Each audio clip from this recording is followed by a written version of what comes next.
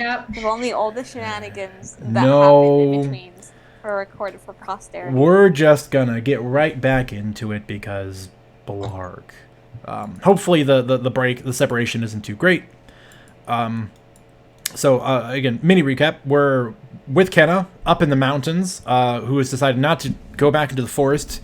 Is standing on a high cliff overlooking Fort Stenmere now, gazing out into the valley in which it was carved into, looking for signs of the meteorite that fell the night previous. But much to Kenna's chagrin, does not find any evidence of where it may have landed. So, with that in mind, what is Kenna doing? She will head down around the cliff face, down the mountain, to then approach the fortress from the north. Okay. Takes a little bit of doing. It's a little roundabout to get there, but about another hour's worth of time and delicate hiking and some climbing. You can approach from the north. You will find your companions inside the common area. What looks more or less like they're having just a chill sesh. You know, people sitting in chairs, feet kicked up, just kind of everyone doing their own little thing. Kenna just walks in. Stop it. Hello. Welcome back. Kenna, Well, they're all alive. So I'd say pretty well. Good. It's good. How was your night out? She takes a knee and then opens up her backpack and pulls out the 2 items. It was interesting. Otherwise, I believe this is yours, and she hands over your instrument. And you were able Nikolai, to retrieve it. this is only one of the other items, but it's antitoxin. I got it back. So we'll hold on to this. That's all. Oh, where was That's it? what I actually probably. How'd you get it? Did you I found them. leave them? Insight I check. found. That's coming out a little hostile, but sure. Gwen does nothing. Shush. I know nothing. I'm just curious. Kenny goes, I found some of the items in the abandoned campsite that they used. Not a lie. 14. Kenna's telling the truth. Alright. She just goes back to whatever she's doing. Well, at least Thank you got those. I guess the other items were a little bit more replaceable. And the other ones that I had found were used and discarded of. So there was no there was no point in me bringing them back. I think we can survive just fine without them. Shame, There though. are. Otherwise, inspecting their instrument, making sure no damage. It seems like it was well cared for. Gwen's gonna take a minute to fill in Kenna on what exactly it was that they found about Kalina and about Viridian in her absence. And then Wait, were you ever told that? yeah, you filled us in when we got back. I did. I watched the forgot. entire stream twice. Okay. You okay with that? Jesus. Fine. And then she's gonna how much longer is this I've not really been paying attention. How much longer are you staying out for the Golden Moon? She smiles. Well, it's no secret now, but there's one more night. You said your people, they slept during the day, right? Normally, yes. Can I offer you a bit of your own advice? No. Remember to take care of yourself. You haven't been sleeping?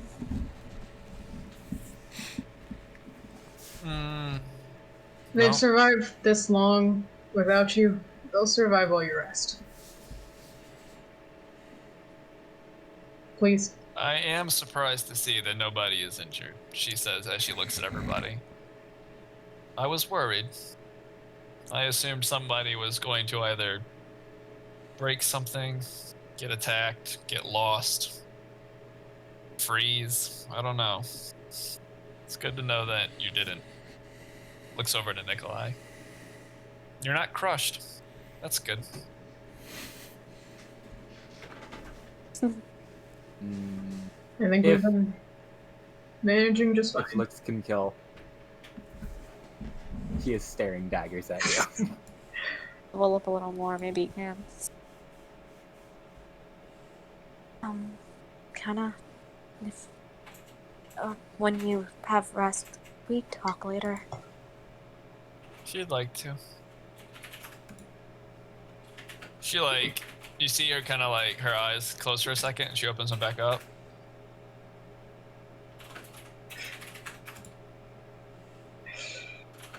Okay, so I'm gonna address this to everybody. Or she kind of sits down and cross-legged. She goes, "Okay, so Otherwise, standing back quite a bit. I did find them. I did find some stuff in an abandoned camp. That's part's true. I didn't find these 2 items there, but I did find some of the stuff there, and it was destroyed, used, discarded. There was no point in worrying about it." And then looks over to Gwen.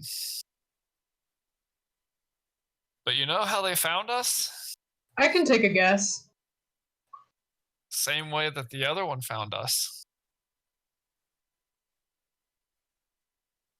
The other one? I told you about him. Oh. And I'm really glad that I didn't take y'all. For somebody who was so quick to want to fight them and kill them, you would have lost. And quickly. They have a Yeti. And not just a Yeti. A lycanthrope Yeti. So if anyone's got any idea of following them or tracking them or trying to find them, I will not tell you where, I will not help you, and they will most likely kill you. Gwen laughs. And just leaves the room. And she goes and she fills her wineskin from one of the barrels, assuming those are left, and then brings it back and hands it to Kenna. They weren't touched. Good to know. Well, that explains the massive wolf print we found. Mm-hmm. While we How does that? we hunted an elk and we found the prints south of the fort. Obviously headed in that direction where you probably found them. Yeah, that was 3.5 feet wide and massive. Makes sense. They were How does that work?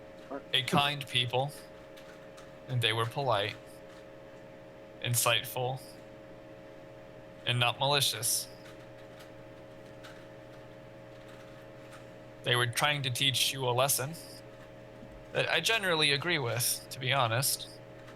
The way they did it was entertaining but rude. But I agree with it. Which is, we shouldn't go places we can't survive. That was their point. But you proved them wrong, because I left and here you are. Without any of that stuff. Still living. So, I guess it worked. Well, they weren't entirely on their own. Maybe in the future we could return the favor, no? What? Steal all their Laughs, stuff? laughs it off as a joke. Maybe. I mean, Just the objective to survive is a little bit subjective, honestly. So,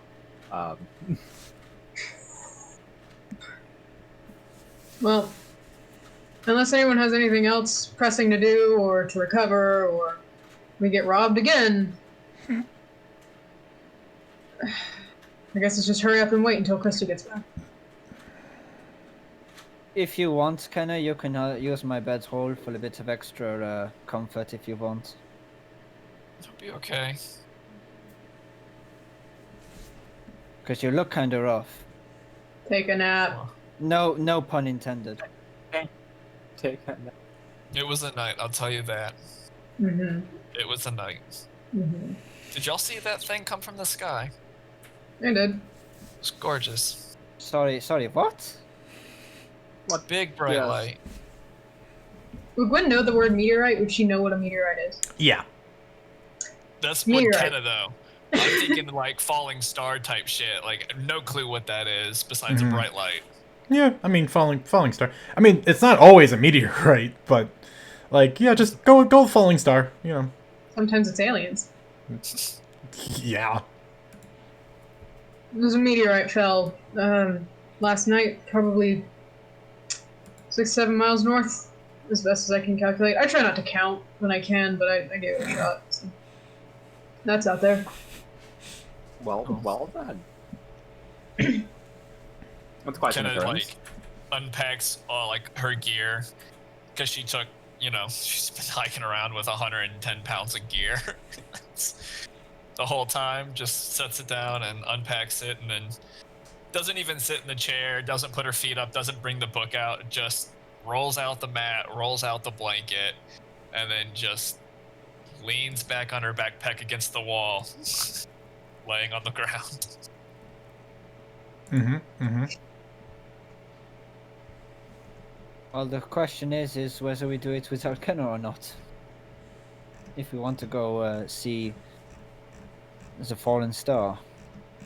It's about a day. It's about a day's. Like, if Gwen's calculations are even roughly accurate, it's about a day's full trip to get to where she thinks it is and to hike back, depending upon how much time you spend there. Well, we don't exactly have a schedule, really. We have the time to waste. I feel like someone should stay here, though. Is Kenna asleep, or is she just resting her eyes? There, she's just sitting there. Hmm. She's just not sitting in a chair. She's just leaning against the wall. She's like doing that thing you do when you're in high school and you're in the hallway, where like you lay on the floor, but your like upper torso's at a diagonal against the wall with your backpack under it. Mm-hmm. That's what she's doing. Been Oh, there. high school.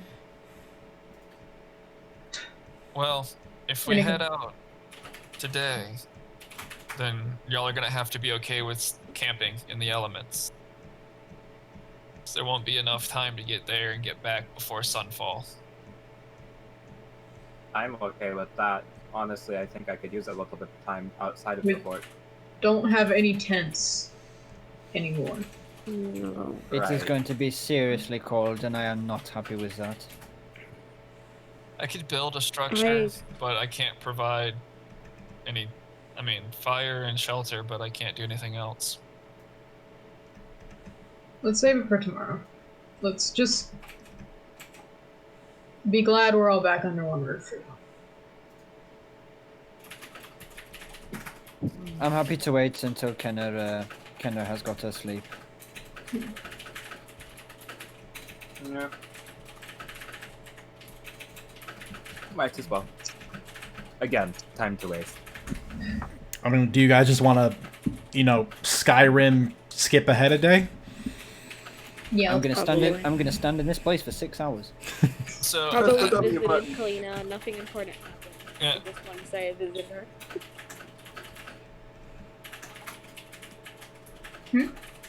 Kyle, you're in the midst of saying? Oh, Edelweiss was I couldn't actually hear what Edelweiss said.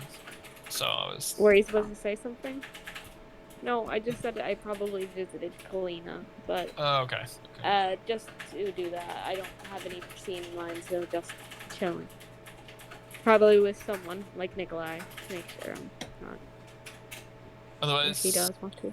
No, Kenna would, if the group is deciding to go till the next day, Kenna would actually go to sleep here in the afternoon or whatever, and then sleep all day until night, and then wake up at night. But then she would be awake for all the watches. Okay. Okay. I More did want to talk to research. Kenna, so. More language learning. So like dinner would be breakfast for Kenna, type Yeah. of deal. We're now he's even more messed up than Morderheim from before. Fine. We did Motherheim. this last night. More of the time. Okay. Is that amount of time a short rest or a long rest, Dyer? To go to dinner. Yeah, sleeping from whenever that was till dinner. Uh, I wasn't keeping track of hours, so. if you are left undisturbed to sleep for 6, and then nothing goes down in the 2 hours prior to that, it would count as a long rest. Okay. If it makes you guys feel any better, I have nothing planned for you today. So if you guys just want to do the chill in the fort for the day, it's going to go by pretty quietly. I have 2 things, but we don't have to roleplay them. I just. Well, what continuations of would you like to do, Gwen? I'm going to spend. Honestly, I'll just do this one. I would like to go down and visit with Kalina for a little Sure. bit. She said she's been lonely. Mhm. And just, do I have any. I know I've got dried herbs and different medicinal plants in my herbalism kit and in my alchemist kit. Mhm. Do I have any different, like, maybe seeds, or maybe there are seeds on those plants? Seeds in the plants you have already, you mean? Yeah. I don't know how thoroughly they've been trimmed. Some of them might, since some of the useful properties would be contained in the seeds attached to the plants. Yeah, like I said, there's some variance for sure. Yeah, just if there's a couple hours of downtime, she's gonna go down there and ask if she wants any company and if she might be interested in doing a bit of gardening together.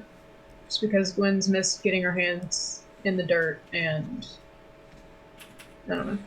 Just having small conversation throughout. She would welcome the company. Okay. Yeah. She just wants to go down and talk and learn about all the plants and just have a little bit of time in the garden. She hasn't had in a minute. Yeah. Kalina welcomes you warmly, and you notice today she greets you in common. Oh. And she does her best to continue speaking in common, but it's like listening to somebody whose first language is something else. It's a bit broken, but she's trying to speak it. She's trying to speak it as much as she can to try to continue regaining bits and pieces of it. If she ever gets stuck or looks like she needs any help with it, I'll offer. But Yeah. She can swap the Dwarven, the ancient dialect she's been speaking pretty easily, and you guys can sort of reference a word, and then she'll go back to speaking. She doesn't have there's no notable recognition of being ashamed or like embarrassed about forgetting a word. It's very matter of fact. No. This is all here, and I'm trying to relearn it. And so she'll just instantly switch languages to ask the question for the word she's forgetting in common, and then go right back to speaking common. all right, cool. Yeah, just spend a little bit of time with her. You take a breath. One's not feeling great, but she's not feeling awful. So Yeah. And the air down here, like I say, it's sweet and refreshing. The soil, which was originally very rocky down in this cave, you realize after Kalina's been active down here for a period of time, has in certain places, especially where the plants have been growing, has been breaking down the stone and has been turning it into a lush, rich soil. That's so cool. And she will happily speak to you about all the various plants that she's been growing and why, which is a handful of them.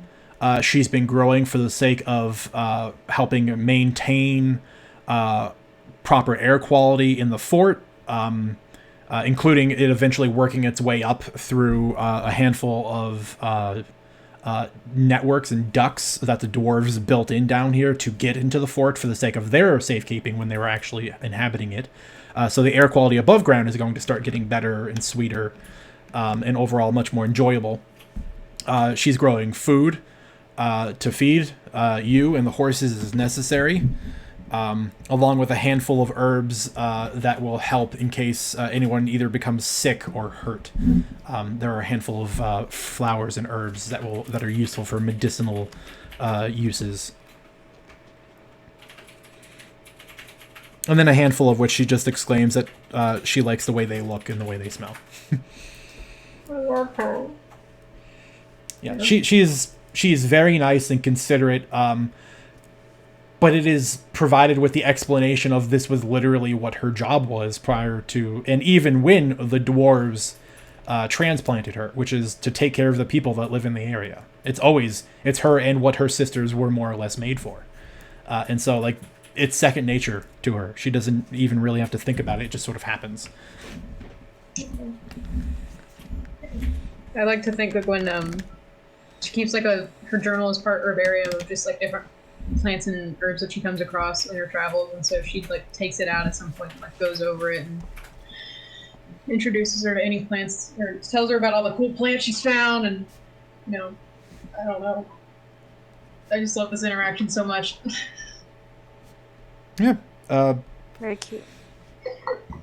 She's very happy to have you there, and any plant talk you do, she's very much invested in. And she has a very wide knowledge. Like, a handful of the plants that are kind of obscure, she actually knows. And tops it off with the explanation of Viridian was a home to pretty much every type of flora that existed, even though its environment might not have supported it. The enchantress, the leader of her people, of her sisters specifically, not the leader of the nation, but of her people in general, was capable of growing anything, especially if it fed a necessity of some kind. And so they were more or less required to at least have knowledge of a lot of the plants, even if they weren't native. That's incredible. Gwen fills out many more entries in her journal, I'm guessing. Mm-hmm. She's really close this afternoon. But yeah, that's all I have until I have to go back up and fix dinner. She will send you back up with a special blend of leaves from a handful of the plants there to make tea, which crosses somewhere between something that tastes a bit like cranberry crossed with peppermint. And if you guys drink it prior to going to sleep, if your rest is interrupted, you will still be capable of getting a long rest. So if you wake up and you guys have to fight, and then you go back to bed and the fight only takes a couple of minutes because combat is funny like that. But if you guys go back to bed and shortly thereafter within the hour, you can still achieve a long rest. This is incredible. Thank you. That's all I had. Okay. +1 friendship with Kalina. Aww.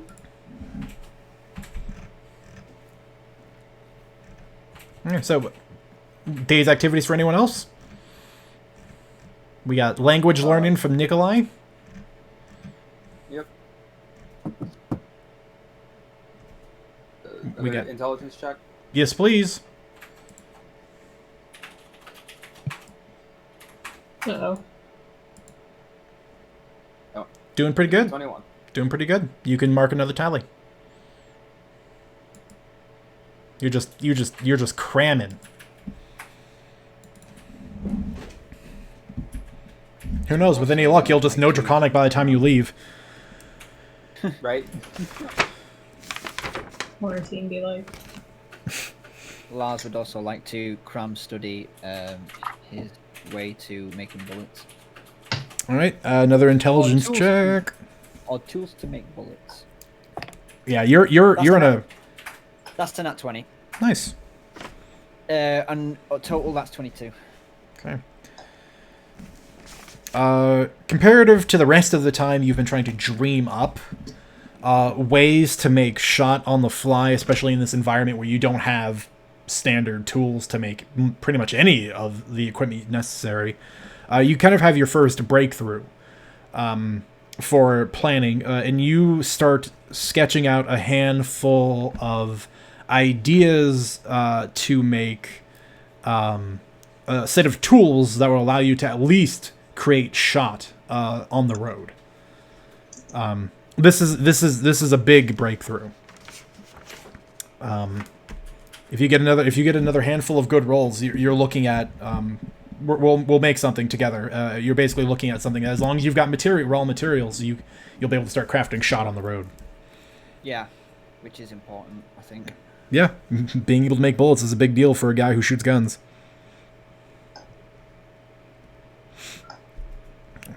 So would this be like I need materials to make the tinkering materials to make the bullets? Is that Yes. what stage I am right now? Yes. So I know what sort of materials I need, basically. I mean, at the very least, you know just raw materials to make tools. Okay. So you could seek out when you either. I mean, you could start trying to dig for stuff nearby. Like Bellwyn's rich with resources. You just have to know what you're looking for. Or when you go back to town, probably not the nearest town, given that's a logging town.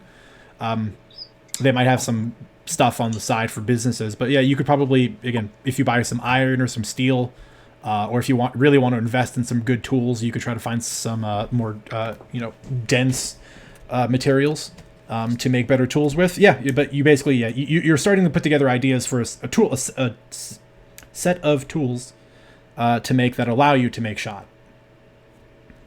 I'd like to think that Lars is because he's made a breakthrough, he was like sketching like the designs on a blank page of his journal. It's like, measuring it out, and knowing what sort of metals he needs to use.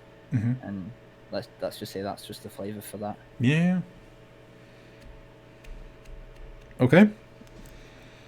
Anybody else? Anything before we roll into the later part of the night and D100s become a thing again? Wanted to talk to Kenna before. Kenna's we all asleep. went to bed. Yeah, but she was gonna be awake at night. Oh yeah. Well, okay. That's Before the rolls. Yes. Well, I mean, if we're just cruising along through the day, 6 hours later, when Kenna's coming back to, you may conversate. Kenna just opens her eyes, just. Stop Oh my god! What a sleep! I finally get my HP from my level up. Yeah. Congrats. And my spell slots. Congrats. What a long wait it's been. I lose those fucking temporary hit points though. That's Finally. a bummer. Oh shit. Eddie, I should ask you later, should I? I still want to talk, but whenever you are in the mood for that. Kenna's just stretching, stretching arms and shoulders, getting unstiff. We can talk. Gwen hands both of you a bowl of soup. Thank you. I would prefer it to be in private.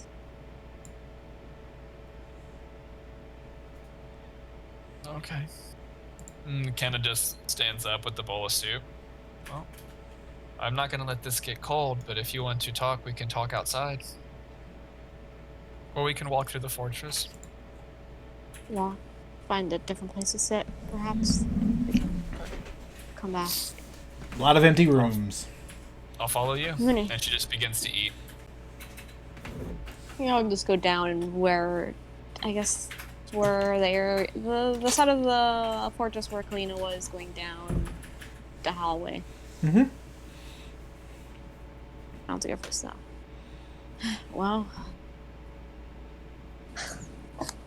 you probably can already guess what I'm going to ask.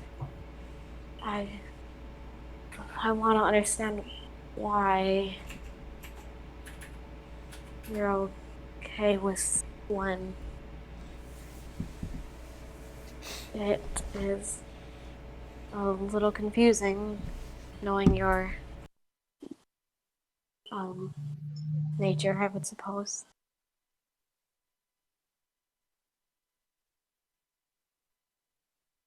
Just like eating soup happily and then just record scratch the spoon.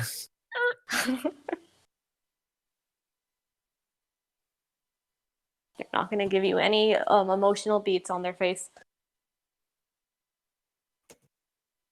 What do you assume my nature is? Begins to slowly keep eating. Well, you seem to tune with nature, and her nature is that of a curse that can wreak havoc. Although some things don't matter to you as much, it's still not anything natural.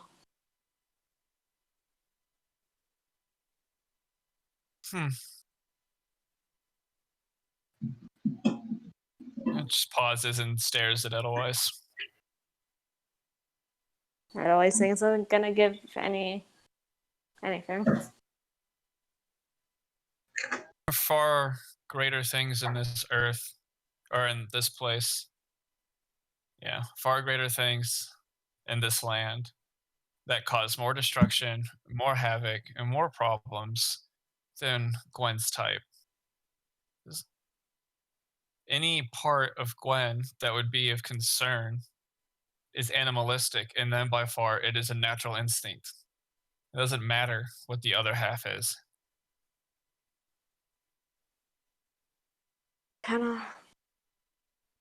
They're going to give you, I guess, a slightly concerned look. I know your connection with Mestune.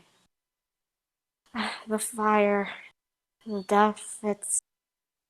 As long as you know the signs, it's kind of obvious.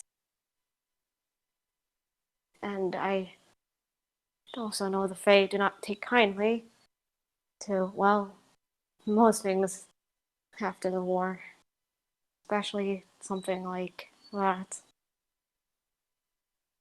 It's none of my concern right now. I suppose that's kind of odd. I suppose maybe similar to how you feel about lycanthropes, lycanthropy.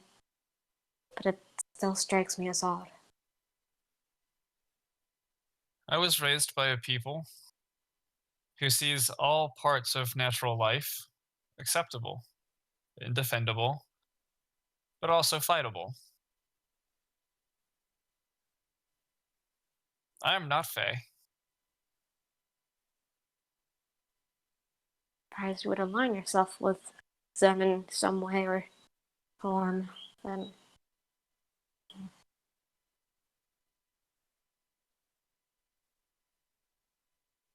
But I suppose that's not my concern.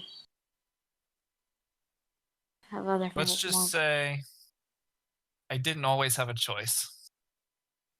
Some things just happen when you're young and you live with it, and then you grow to it, and then you get connected.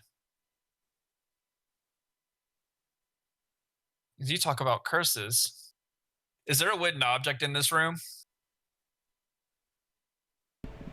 There's probably some wooden debris from a previous explosion that happened in another room.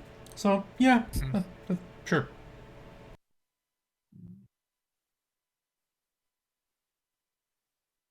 Kenna will just walk over to the wood And she goes, "You talk about curses, and yet you don't know."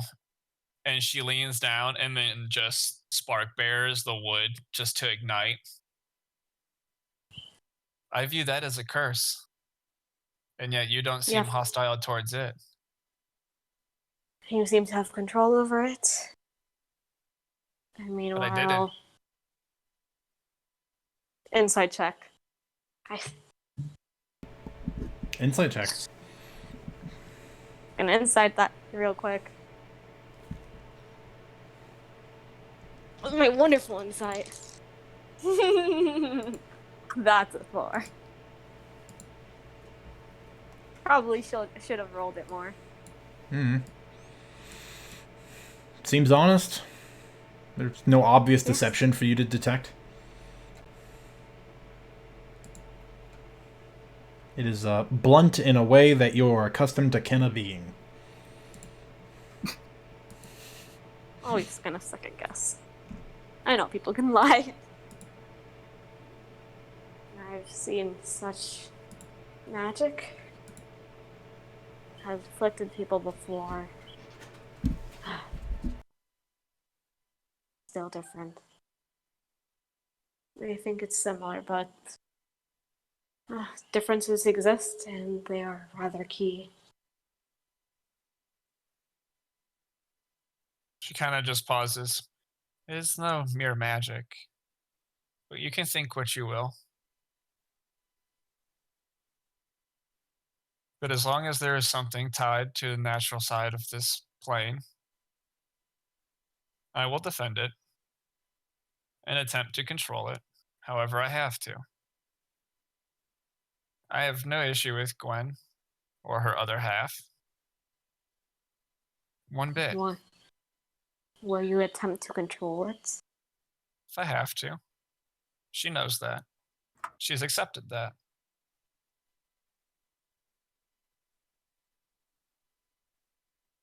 I'm not a fan of the possible danger.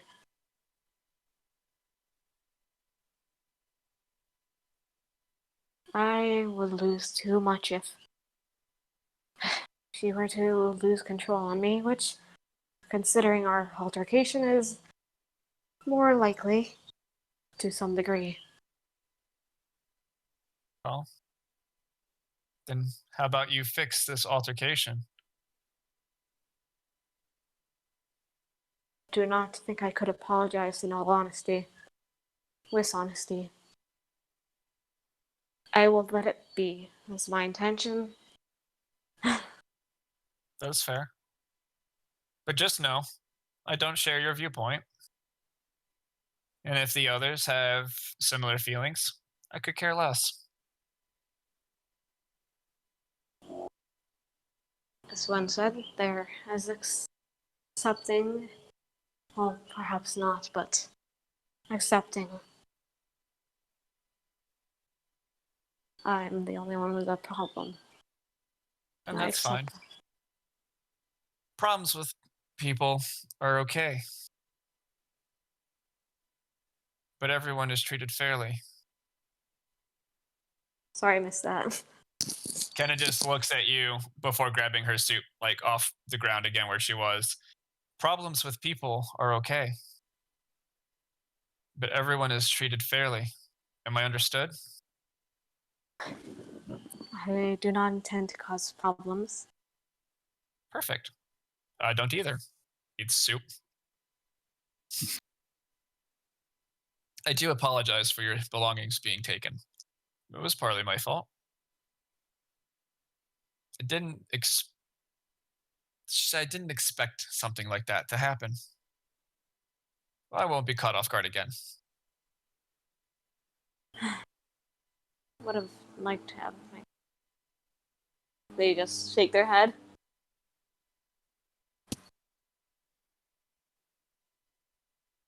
Was I wrong in getting that item back? I figured that was probably the important one. Yes, it was.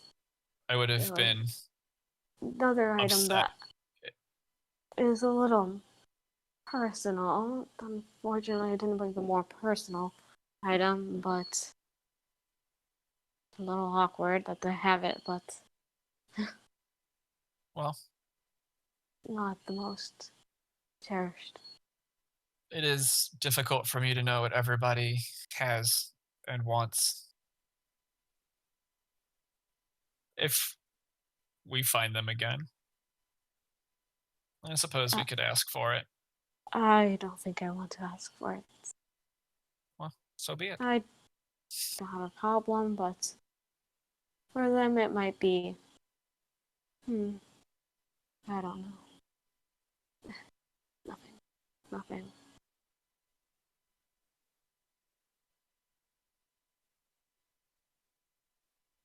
I think I've nothing else to say. And my apologies for interrupting your meal and rest. Not an interruption at all. But just always remember, she starts to like turn around and walk away. Everybody has something they can't control. And then just keeps on walking back.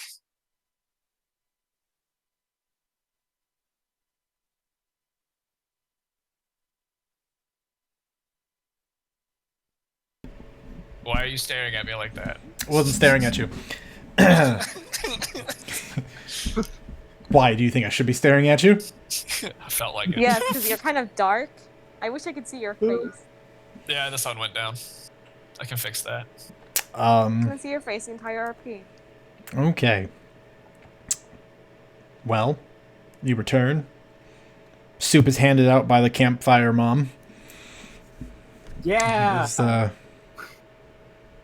anybody else doing anything before you guys start moving towards night time?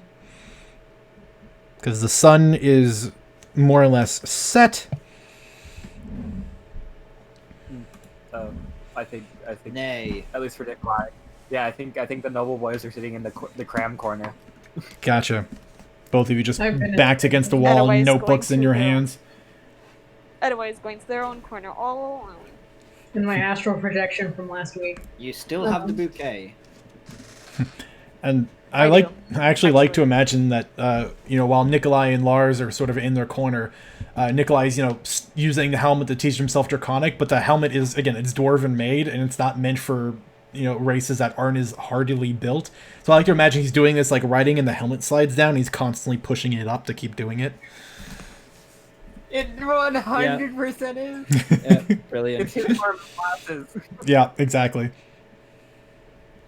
But he's just so focused, he doesn't actually care that it's happening. It's just like, it's just a tick. It's just scribble, scribble, scribble, push. Scribble, scribble, scribble, scribble, push. Okay. The final night of the Golden Moon. You guys are coming down to what is normal bedtimes. How are you guys going to handle watch?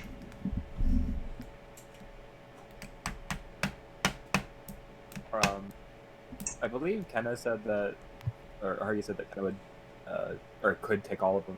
Is that still up? Kenna's going to be awake for all of them, but it's up for y'all to want to join or not. Otherwise, would offer. When Not would exactly all- take it, but offer their time. Gwen would want to sit up at some point, at least at the get-go, for a little while, and Well, there are 4 shifts. I'll kind of mark, I'll do a little Kenna marking for each, considering Kenna's just going to be awake. But does anyone actually want to stand watch? If so, what number? First come, first serve. One. Third, Okay. Second when for the Nikolai. moon is highest. first. Okay.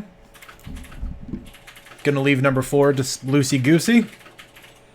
Lars will leave it. take that. Okay. Oh wait, you all taking what? I'm not taking anything. I Not zoned out anymore, for you're a not. second. Okay, I could sleepies. Yay! Okay. Well, let me just make my nifty little chart here for encounter rolls, perception checks, and D100s. Just for the record, that's what I do every single night. Oh, let Okay. me get my Yeah, I so haven't rolled these dice yet, so I'm excited. So you guys are up. Well, Kenda's up, kind of starting her day.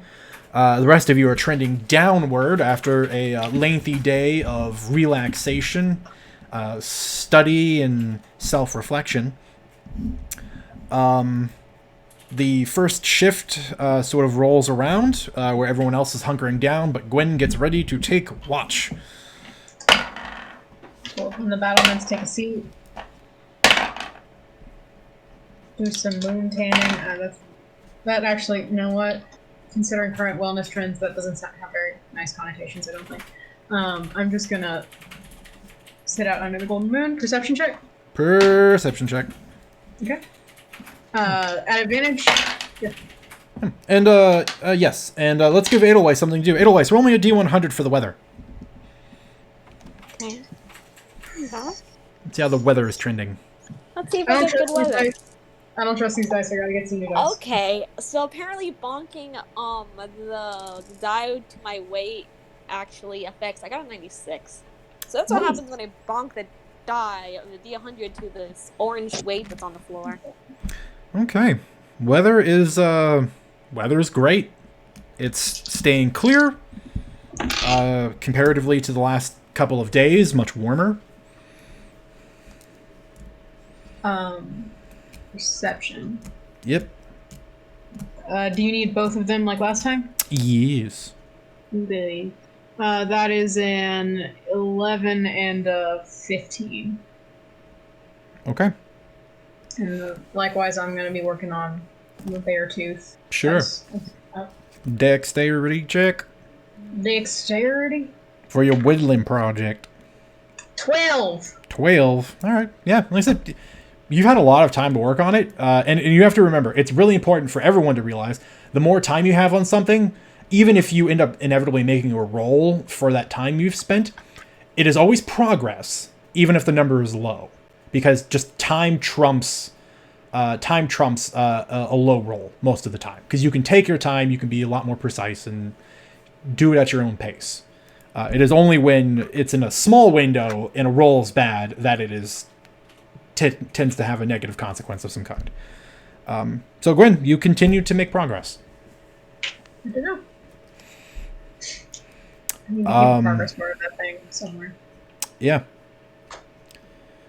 Got a percent for me? I do.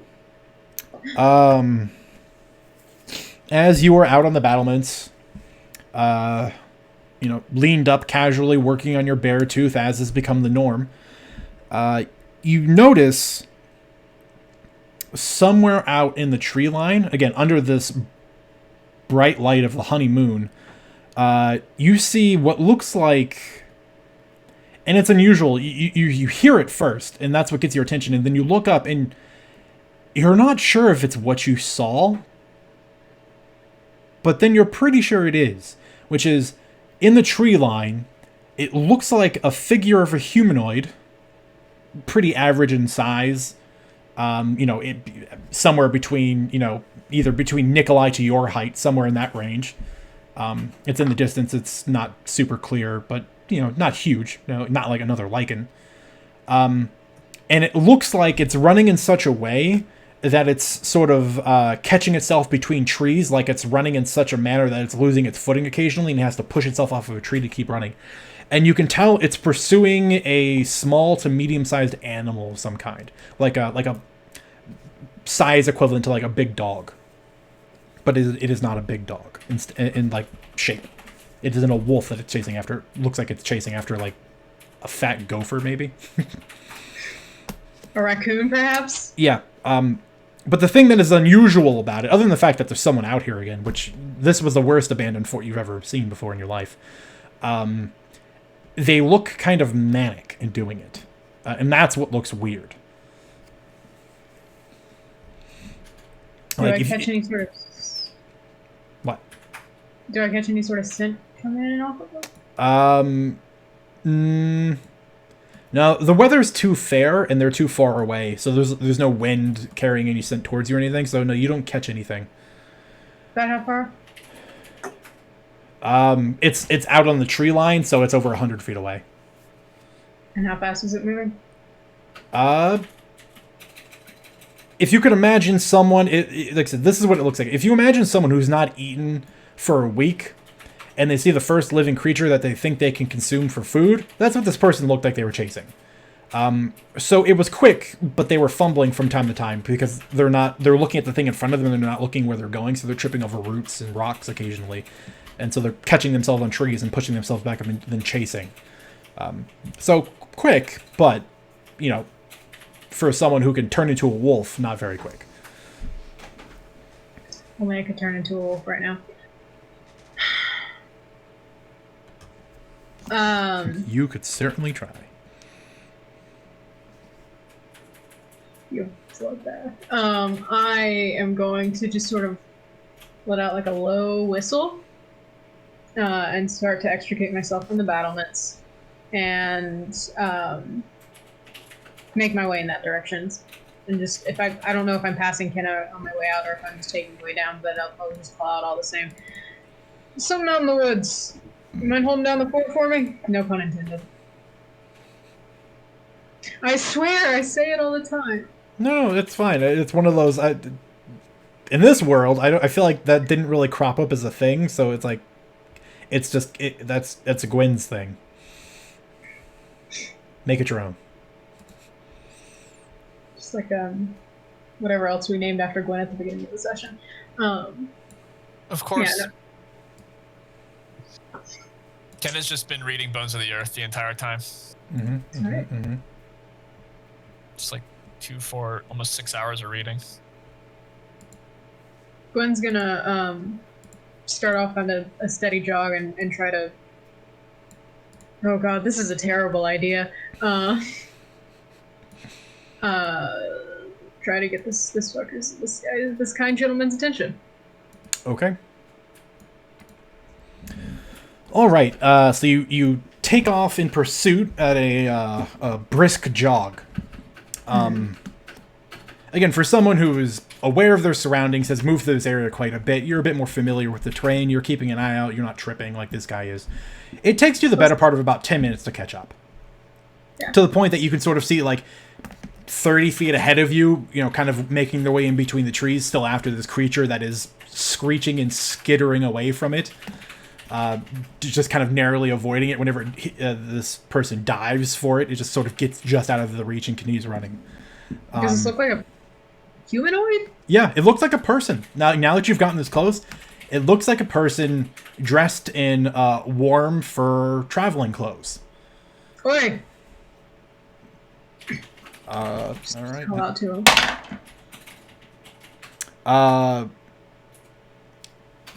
As it's crawling up to its feet again to continue its pursuit, when you call out to it, it stops very abruptly. And then its head slowly turns around to you. So it's basically, its back is to you, it's mildly hunched over, it's got a hand up on a tree, and then just from that position, the head spins around and looks at you. As you get the profile, human, darker skin, bearded, looks like a local. If anything, make another perception check for me. This is for sight specifically. Where did I put my dice? Oh, back in jail. That's where. Well, you probably want some dice. It's important for playing a tabletop role-playing game. You don't say. I do say, actually. We'll go with you. That's good. You said perception? Yes, ma'am. 18 total? That's great, actually. Okay. So as this person's face turns around, again, darker skin, bearded, like very thick, well-kept facial hair. Not like super trimmed, but it's maintained. Dark black hair pulled back into a braid. And a glance at their equipment, they're wearing fur traveling clothes. Underneath, you can see leather armor. They have equipment on them that makes them look like a trapper and a hunter. Which makes sense. Lars told you the story about how he hired one from Dire... Jeez, I always forget the name of the town. There you go. Dire Yog? To take him out here. It makes sense. Except when this person looks at you, and then, because dramatic effect is so fun, as a cloud sort of, just like one of the singular clouds that's in the sky, sort of rolls by in front of the moon, temporarily blocking the light. As it passes by and the golden light begins to fill this area that you're in, you sort of watch as the light passes over this individual's face, and you see he has blood streaming from his eyes, his nose, and his mouth. And where you'd expect to see someone's eyes, they are completely red. But not in a way that is like glowing or demonic, but as if their like something has ruptured inside of their brain and blood has filled his eyes. Does this strike me as an illness of any kind or affliction? You're more than welcome to make a nature check. Or a medicine intelligence check, if that matters. I'll take that medicine. So Sure. if I'm proficient in it, it's just a straight... If you're proficient in it, it's your proficiency bonus plus your intelligence modifier. Yeah. Which should be the same.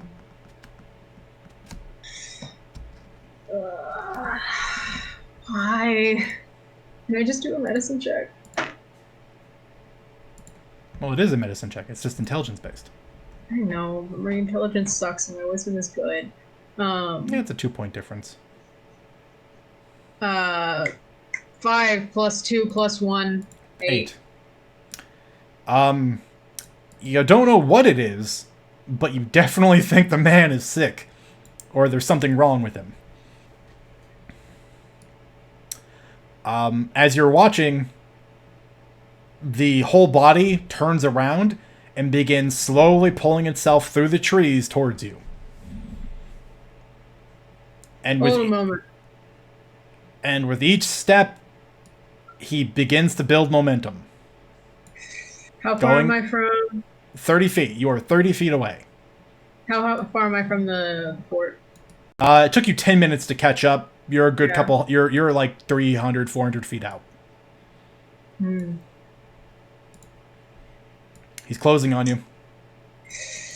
At 15 feet. I am going to raise my shield. So I'm gonna make myself bullet time. I'm gonna raise my shield, and she's gonna try to steady herself. But I want to. I'm gonna make a wisdom check, and that's gonna determine what my next course of action is. Okay. Sure.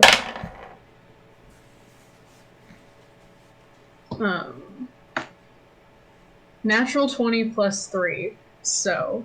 That's a big number. What do you do?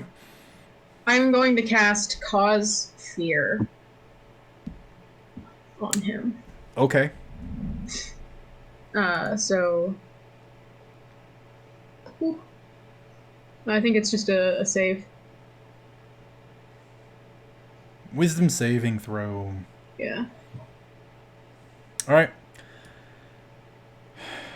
You reach out a hand towards this person, conjuring the magic and influencing their mind. Except when you reach for their thoughts, you find nothing. There is no consciousness for you to affect. Gwen found a zombie in the woods. And it's at this juncture where the person is within 10 feet, jumps, and lands on top of your shield. And is drooling blood onto it and trying to claw at you from behind it. But it is only through the shield and your sheer strength that you're sort of holding them back for the moment. Got a glove on my hand. Okay. I'm gonna reach over and sort of try to bop him on the head with the lay on hands 5 points to try and cure an illness or an affliction or a poison. Okay. Make me a... we're going to do an attack roll, but since you're not unarmed, you're not proficient in unarmed fighting, just a d20 plus strength. Okay. Technically, that's 15 plus, I think, 4 now. Yeah, that's a 19. Okay. So the hand will connect. and you will spend the 5 points of lay on hands to try to cure disease. And as it sort of, you sort of just catch him by the top of his forehead, which stops the snapping jaws from reaching anything. You just kind of hold it there and you pump the divine energy into him. And it doesn't seem to do anything. Okay. And you watch, as you're doing this, where its arms were clawing at you sort of mindlessly. Seeing this, it suddenly stops. The blood in its eyes sort of clarify, and you see the pupils reemerge. Like there's an intelligence now looking at you, and you see both hands suddenly stop, the body get very rigid, and it reaches for knives on its belt. Not what? It's reaching for knives. He's going to stab you twice. Certainly try. I think he did on the first one. 21. Yeah, that hits. A natural 17 and a natural 16, so a 21 and a 20. Damn it!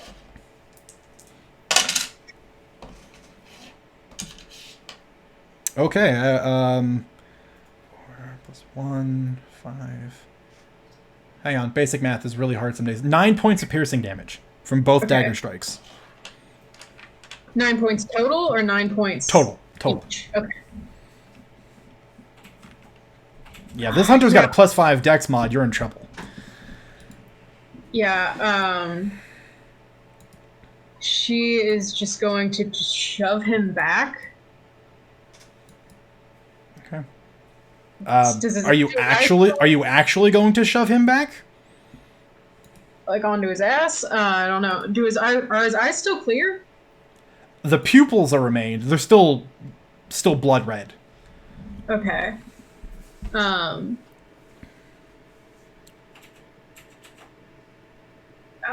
fuck. What does? Can I read any emotion on his face, or is it still just that? It's madness? slack. No, the madness has vanished. It's slack now.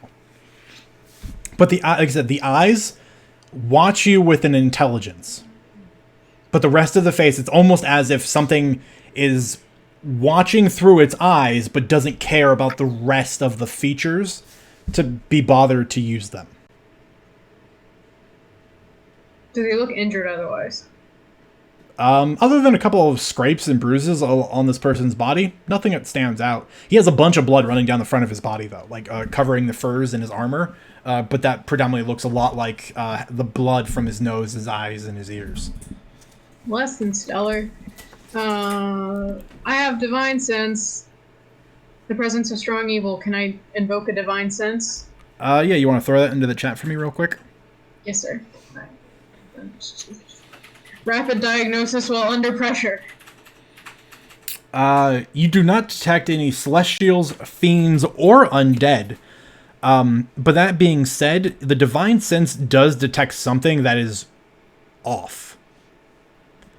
It detects something that it can't tell you exactly what it is, but this person in front of you, there's something very, very wrong with him.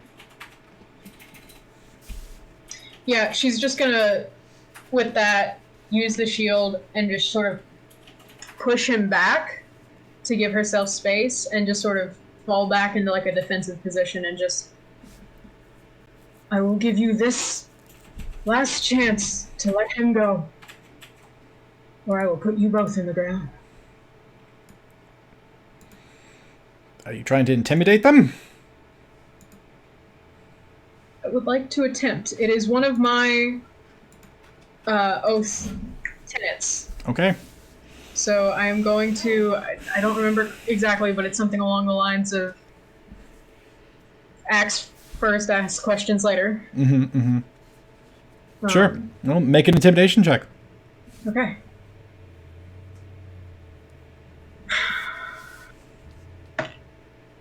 Okay. But I need to SCP. So That's something. 12 plus 4 for a 16. That's pretty good.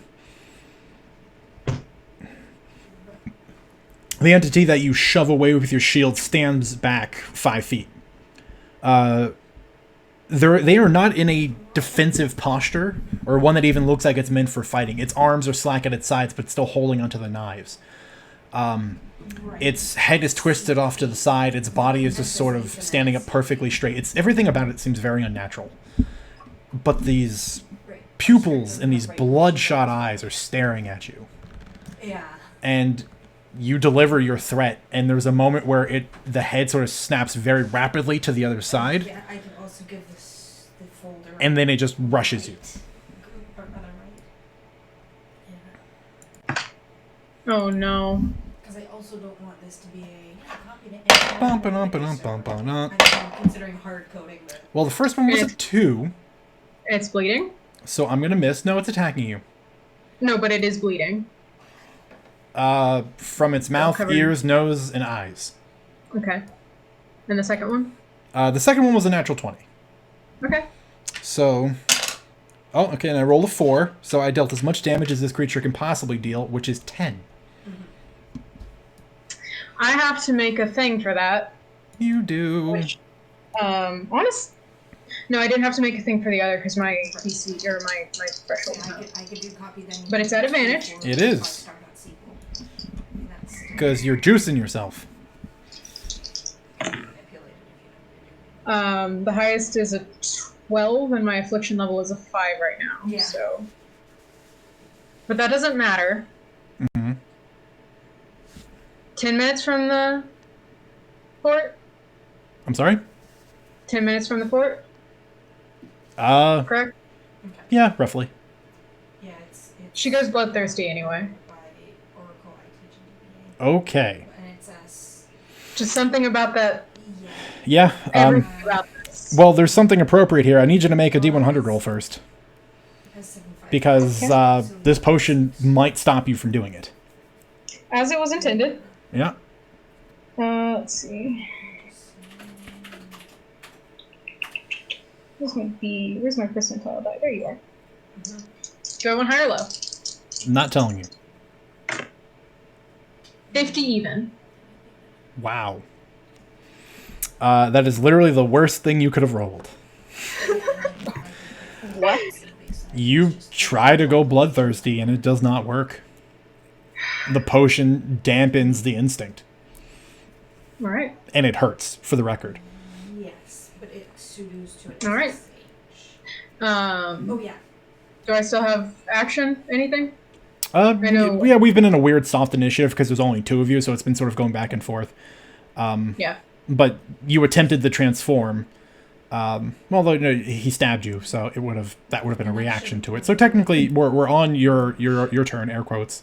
So you get to decide what you want to do, because it seems very intent on harming you. All right.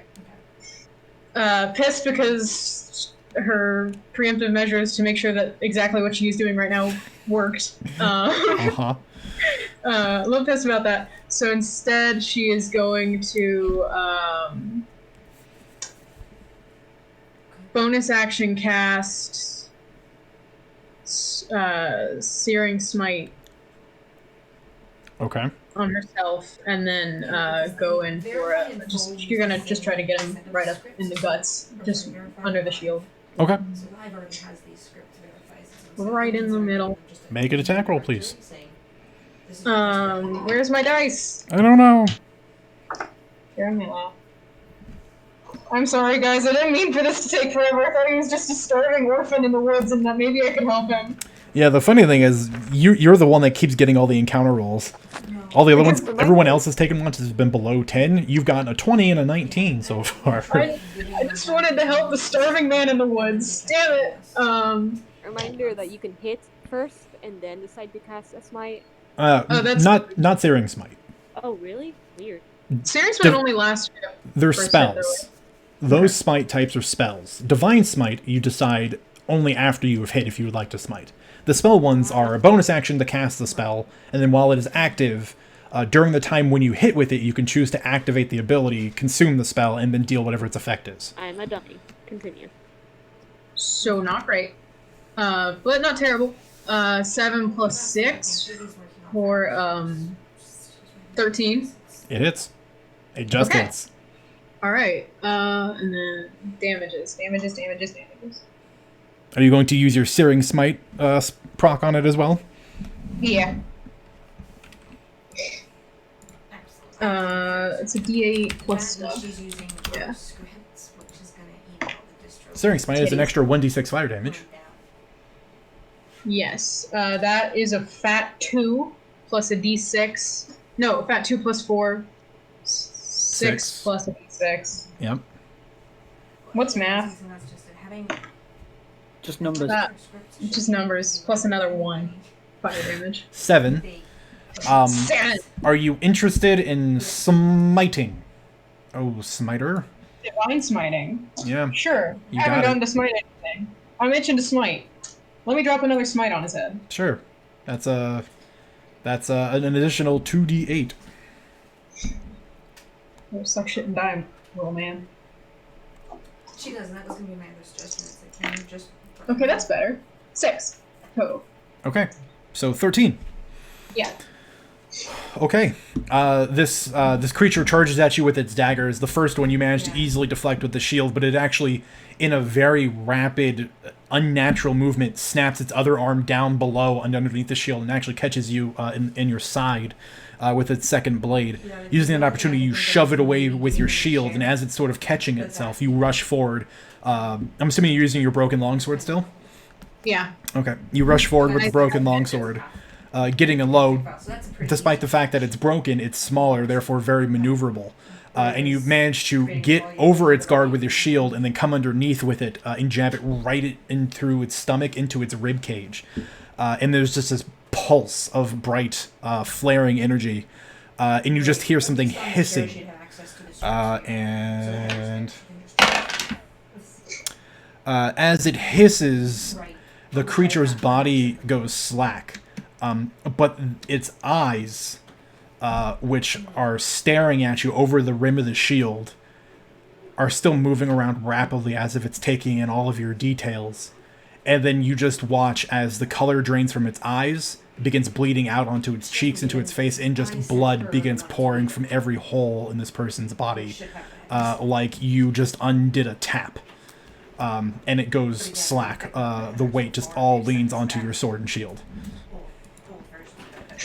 I just push him off and sort of stagger back and just not moving. Not moving. But when you look down to check on it, you watch as where its blood is now beginning to pool at your feet. It is slowly beginning to turn into a crystalline substance. I take a step back. Like it's growing. That was 14 last time. And Because if it runs less than 6 seconds. um, No problem. Go for it. While Gwen is thinking about that, you watch as the blood, the crystals growing from it, are slowly growing towards you. towards me. Oh, yeah.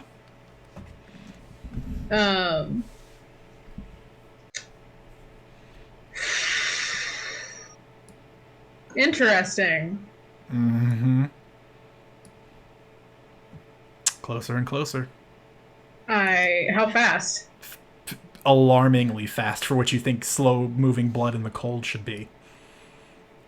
What's this look like? Is this like just crystal spikes that are coming up from the pool of blood, or Yeah, imagine if quartz was rapidly forming from blood. It's That's a and just growing towards you. Yeah, that's disconcerting. Oh yeah, it's very disconcerting.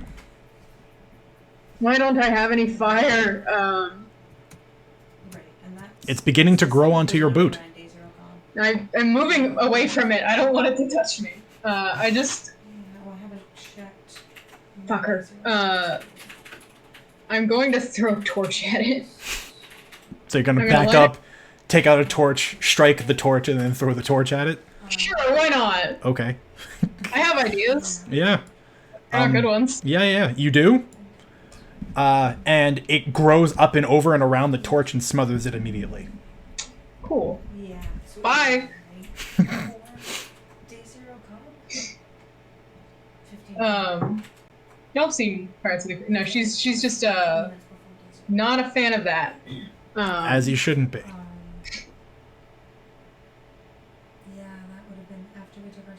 fuck it. Have I already done my D100 for today? No, you haven't. Like you said, whether it's been by This isn't natural. This isn't you. Any of you. Why let it lay claim to your ground and taint your earth? I invoke you, any of you, to remove it. And I don't know, she's just sort of saying things and like trying to, like, she's The fullest yeah. Hail Mary. Gotcha. Yeah, she's like clutching her. She's clutching her glove, her glove left hand rapidly, but she's just sort of floundering in the moment, and it's just like, do something, hey mom. Toss the dice. Roll the bones. Okay.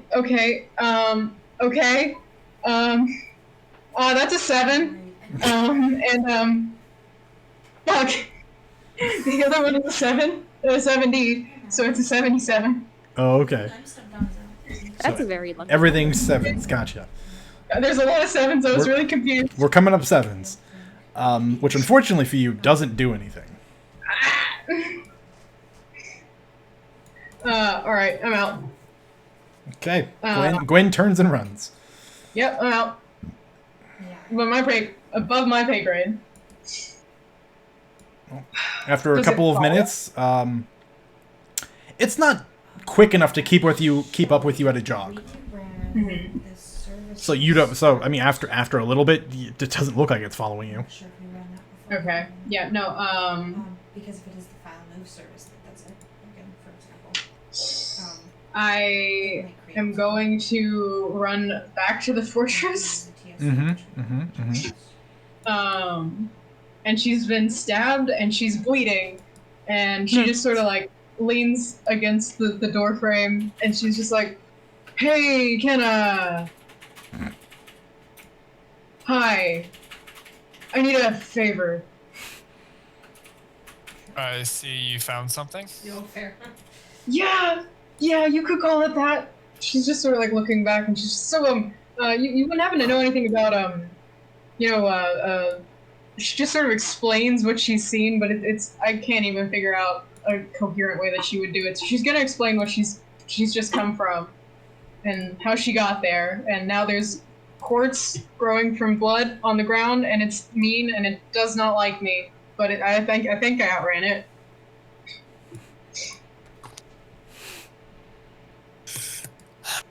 Stands up and looks at everything else. We can't leave them unguarded again, but grabs Pyrebrand. It's the same thing that was in that bear. And I go heading out to find it. I whistle low, try to get Porsche to perk her ears up. I mean, Portia will notice, yeah. Even when And I she's just, like- asleep, she catches. Yeah. Well, I'm trying to get her to look at me. Well, obviously would pay attention to where the whistle came from. And if you guys are in the common area, it's pretty easy for her to discern. She has very keen hearing. Yeah. I just like, don't let them die. And then I go. Yeah, I you know, go, from one dog to try out. another. Yes, Yeah. because not waking us up last time got us very far. I want to see if you guys wake up in your underwear this time. Anyway. I go with Kenna. I show her where the gross was. Okay. The gross. That bear had crystals on it? I thought it was just covered in pus.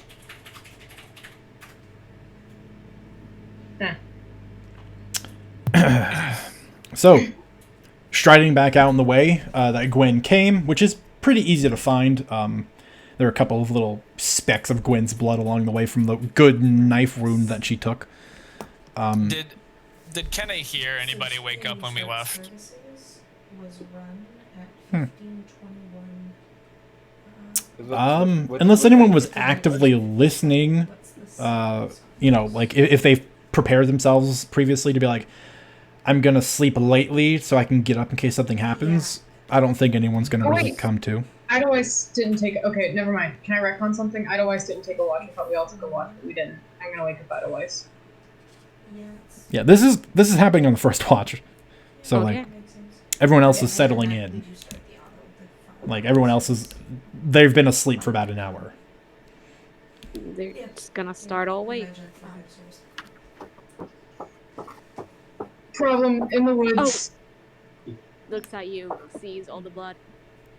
Don't worry about it. It's not Problem in the- tons, but Yeah. Yeah, but I can see it because dark vision, so I immediately see it, unlike anyone else who might have. oh yeah, you're in a common area with a fire going. Like Okay. I was more pointing at like the wound isn't terrible. Just one of the multiple dagger strikes took HP away Yeah, from Gwen, but but only one of them when was you actually wake up- like a good You wake up stab. and someone's injured, and it's like, oh, something's happening. Yeah. Something happening in the woods. Not sure if it's a fight. Kenna's going to just. Yeah, gone. Ken is missing. Gwen turns and leaves.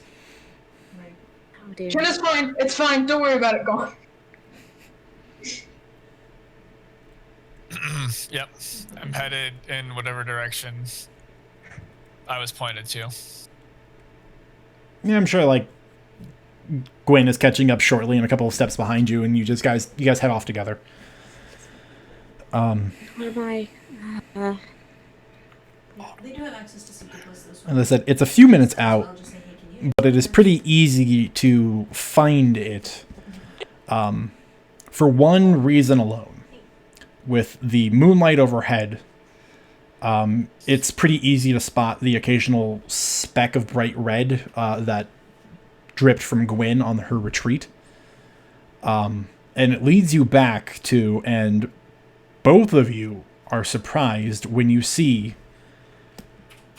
Gwen where the body was. There is a body no more. It is instead roughly a 5.5 foot tall blood red crystalline formation.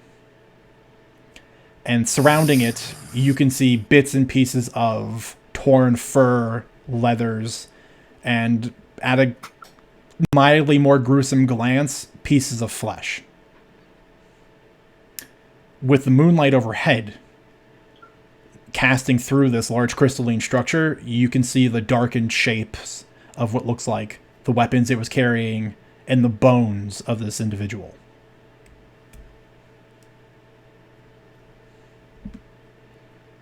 And That's steadily bigger than I left it. and steadily growing outwards from its base are thousands of these little red crystals.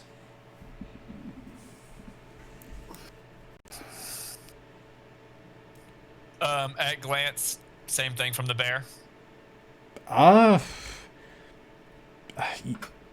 You can't be like 100% certain, but yeah, it looks pretty similar. It's not an illogical by any means. Changing my song real quick.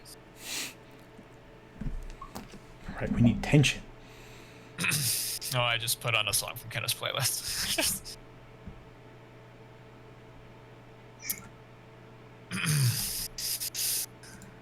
You said this thing is a 5-foot blood humanoid. 5.5 feet tall, dark blood red crystalline formation, Yeah.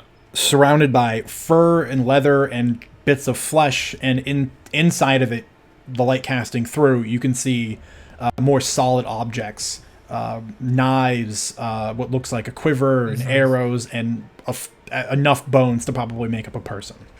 Okay. I just holding Pyrebrand and seeing this thing. Is it moving towards us, or it's just kind of over there? No, it's in one spot and it's stationary. I just reach behind me and light the tree on fire. Okay. The tree behind you slowly begins to catch.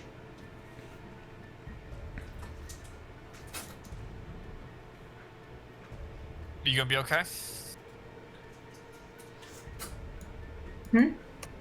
She asks Gwen if she's gonna be okay. I think so. Yeah, he got me a couple times, but I'll be alright. Okay. I didn't know this could spread to people. She's got like a lot of blood on her shield, more than anything that's come off of her. Dyer, did any of his blood get on me, like on my face or You know, it's a wonderful question, Gwen. my nose, mouth, or eyes? Now for that perfect dramatic moment. Roll me a D100 to see how your luck's holding. Going high or low? Not gonna Just tell roll. you. 62. Okay. You take a quick moment realizing now what's going on, glancing at you and your equipment. Fortunately enough, your blade is clean due to the magic that you channeled through it, but your shield on the front of it is covered in it, and it's beginning to crystallize. The rest of you is clean. You got any extra fire? Always. Love to hear it. I'm gonna roll something for myself real quick, Dyer. Mm-hmm. Okay. Because of seeing what this thing was doing with the bear, assumedly, and what this thing is as a, like, plague, I'm gonna roll a d4. 1 and 2. I use the feat I haven't used yet. Okay. 3 and 4 I don't. So it's an anger thing. Yep. I rolled a 2. Okay. Yeah. And then I would... how do I want to do this? Yep. How far from me is it?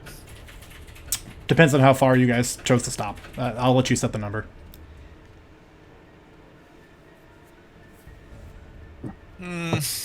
It won't matter. I dash. Okay. And I attack with Pyrobrine. Okay, make an attack roll. That's the dash attack Yep. ability that I have. Green Flame Blade. Yeah. D20. Yeah. What do I... Is that just my spell attack? Yeah, it's your spell attack. That might not... Okay, 1 second. That's a 6. 6. Okay, so 17. Okay. Pyrebrand connects with this large crystalline formation, and it ricochets back. I need you to make a wisdom saving throw. Oh, I can do that. Natural 19 All right, you're gonna save. plus 6, so 25. Yep. You're gonna save, but you're gonna take half damage still. You take 1 point of psychic damage. Okay. As your mind is filled with an overwhelming presence of something that seems alive, and it seemed like it for a brief instance when Pyrebrand connected with this obelisk of blood, it seemed to connect with you for a brief moment, and it was overwhelming.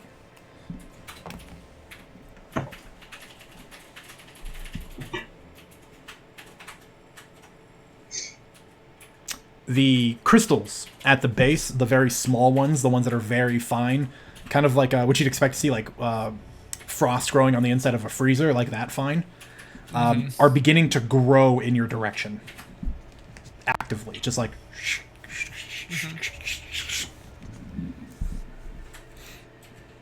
You step back 10 feet.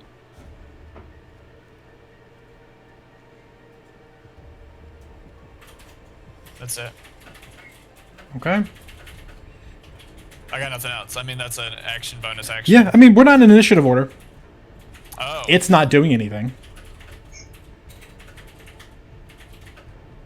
Hold my shield up to the fire on the tree to see if that does anything to the crystals. It didn't try to attack me. It didn't.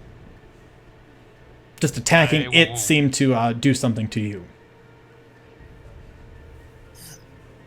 But it stabbed Gwen, so... It was a person when it stabbed Gwen. That's fair. But I suppose Kenna might not know that. No. I hold my hand up and I cast Burning Hands. Okay. Well, it's a large unmoving crystal, so it's going to fail its dex save. So roll damage.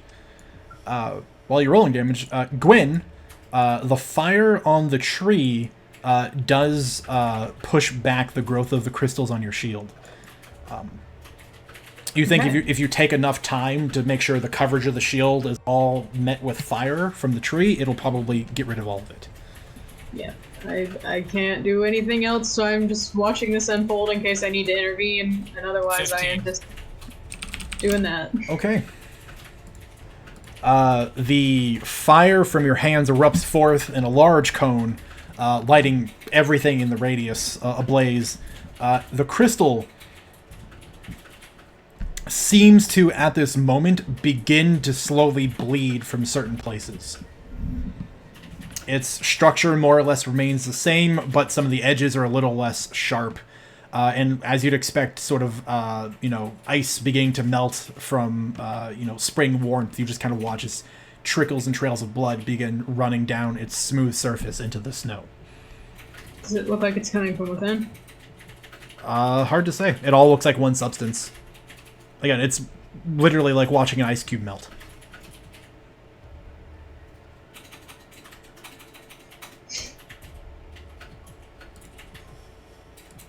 How close have the crystals gotten to her feet? It's now about a 10-foot radius around it. Is there a roll I can make to deduce if it poses less of a threat frozen from the temperature than if it was warm trying to find a host body? Oof. As a parasite? Man, that's a... I'm going to say yes, but I'm already going to warn you that it's a reach. Can I help? You're more than welcome to try. Because at the bear, she noticed that the blood, at least over there, it was moving towards living in warmth. Mm-hmm. And if this thing is like crystalline and frozen and solid, and it's not moving towards us, that it might be better to leave it. Well, you're more than welcome to make a nature check. With advantage, since Gwyn is helping you. Let's see what you can figure out. That's gonna be a high no, Chief. No, that's gonna be a 13 total. This is so unusual. You've never seen or heard anything like it. Either of you. There's no way to know how this thing acts or reacts. Especially since you had one-off exchange with it before. And it took quite a lot to get that to stop. So who knows? It might even be more dangerous in this form for all you know.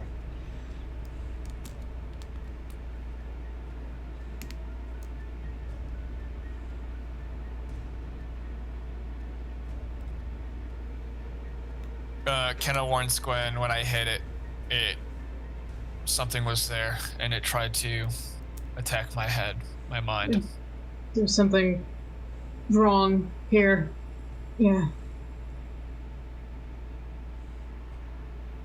It's just silent anger, just seething. Gwen steps forward and just sort of tries to get her to take a few more steps back. The only thing it ever responded to here or then was fire. You planning on dropping this on it? She sort of nods towards the tree.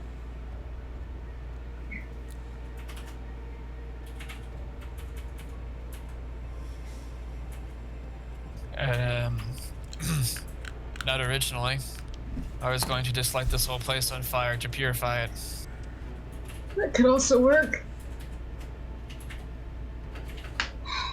It's not chasing us at all? The large crystalline structure is unmoving.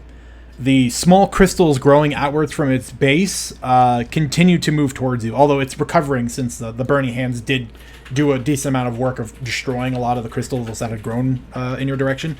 It's still regrowing and then still moving in your general direction. It definitely is very obviously aware of you. I'm sorry. Others might know more about this. Is it safe to leave it? Probably not. I erupting slash it. Probably not. All right. Well, you know the drill. Yeah, it needs to make a deck save.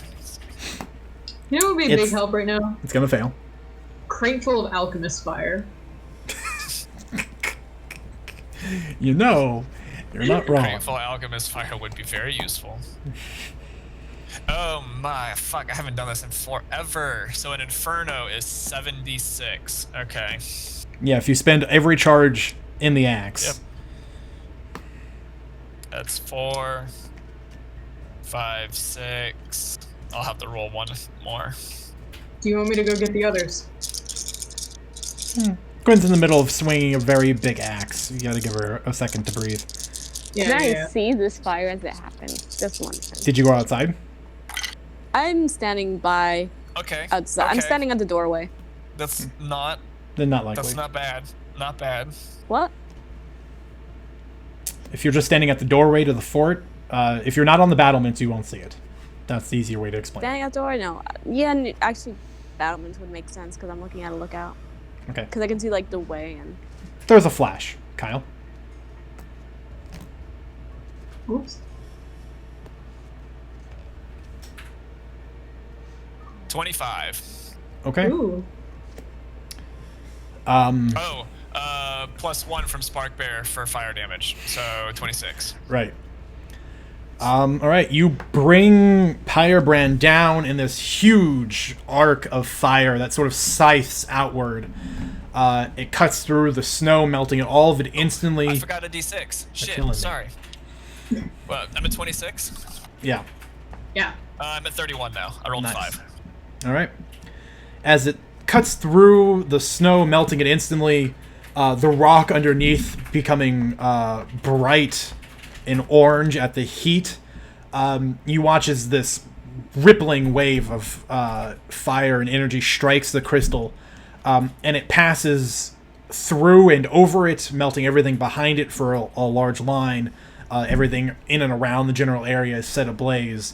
The crystal itself, when it is all said and done, you see that down the center of this structure now, it is now split into 2 crystals.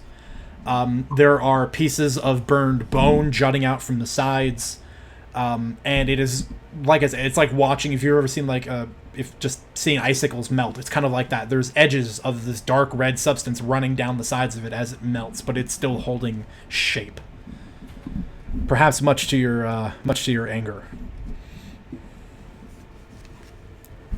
You've damaged it, for sure.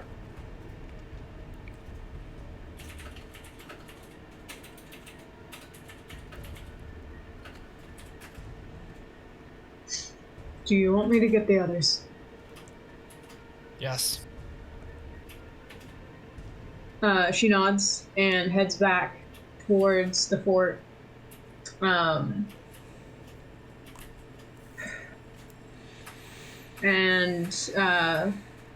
goes to get the others.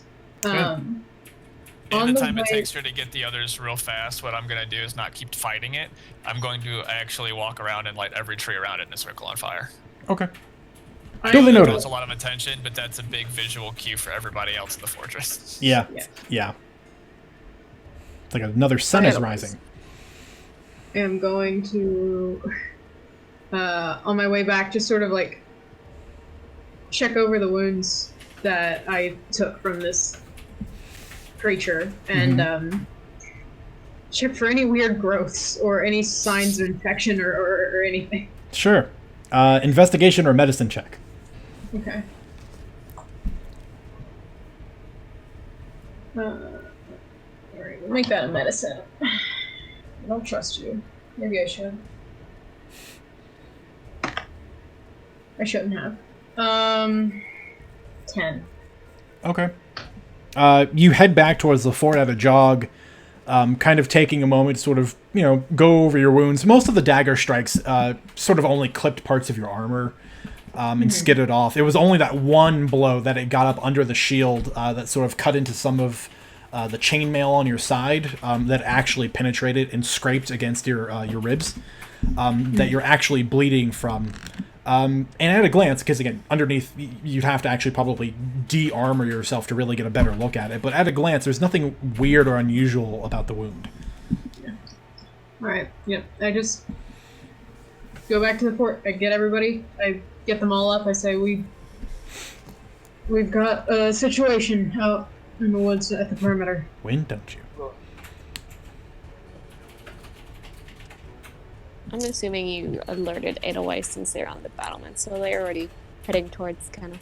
Yeah, you probably would have seen her running up. Yeah, you would have seen Gwyn coming into the clearing, and then you go down below to meet Gwyn as she's coming in and saying everything. Yeah. Lars would like wake up kind of groggily and be like, "Oh, what's up? Up, What's up, up? come on. What's happening? What's happening?" There's a problem. We gotta go. Run and talk. It sounds bad. Okay, just give me a sec. He'll gather his rifle, his equipment, and he'll put the vest on Porsche, and he'll very groggily start jogging out. Yeah. Not a fast problem, but it is a problem. And she just, yeah. Herds everyone back that way. And as she's going, she's like, "So do you remember the bear?" And starts to fill in what she found, what happened, what's happening now, and that I guess that their leading theory is that it is tied in some way to, or it's the same affliction that was tied to the bear. Hello, sir. That's the first time Lars has heard of that. Yeah, Lars was not there for the bear attack. Which is also, as you guys are trudging through the forest, you see in front of you a beginning of what looks like a large glowing light off in the distance, where Gwyn is leading you directly towards it. It looks like Ken has been busy. Good. And she's just sort of trudging, and breathing a little heavy, but she's doing her best to get people there quickly. Yeah, I mean, at a fast pace, it's like 2 minutes tops. Needs to chest, bitch. Needs to chest. You guys will, after your quick awakening by Gwyn and a somewhat hurried jog through the forest, you will come upon a small section of the forest which is now set ablaze in a large circle, with Kenna standing in the middle, hand currently touched to a tree as the fire is rippling outwards from her fingertips. And you see in the middle of this small section of trees a roughly 5 foot tall, now bi-spiked collection of what looks like blood red crystal. It's a hot thing. And with the flickering light, you can see the pieces of remnant of bone and pieces of equipment trapped inside the crystal. Oh, wow. Horrifying. So a problem. If it's magical based, I don't think I can do much here. I might be able to use my gunpowder case to put it near it and cause further harm, but that will leave me without any gunpowder later on. No. We need fire. That seems to be the only thing that gives it any grief. And don't try to hit it. Just take my word on that. This is... just don't get near it. It will search for you. But I can't think of anything else besides what I'm good at. Fair enough. But I don't have anything that could help, I don't think. I don't have any fire-based abilities. I could try smashing it, but I'm afraid that from what you've described, if I break off a chunk, it may start growing from that. It could also hit us if it Good breaks luck, apart.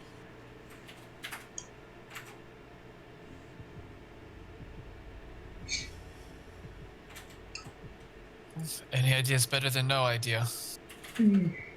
This isn't guaranteed to work.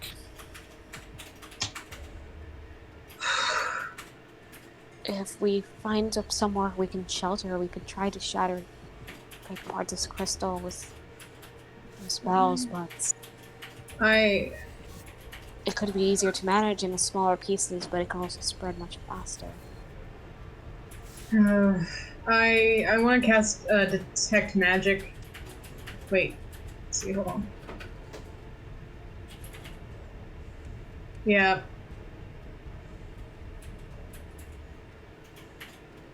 Let's see. Okay. Yeah, I'm gonna use detect magic. I'm gonna try to discern what exactly it is, or at least what school it is. Okay. You cast detect magic, and you see rippling across its surface 3 different indicators for schools of magic.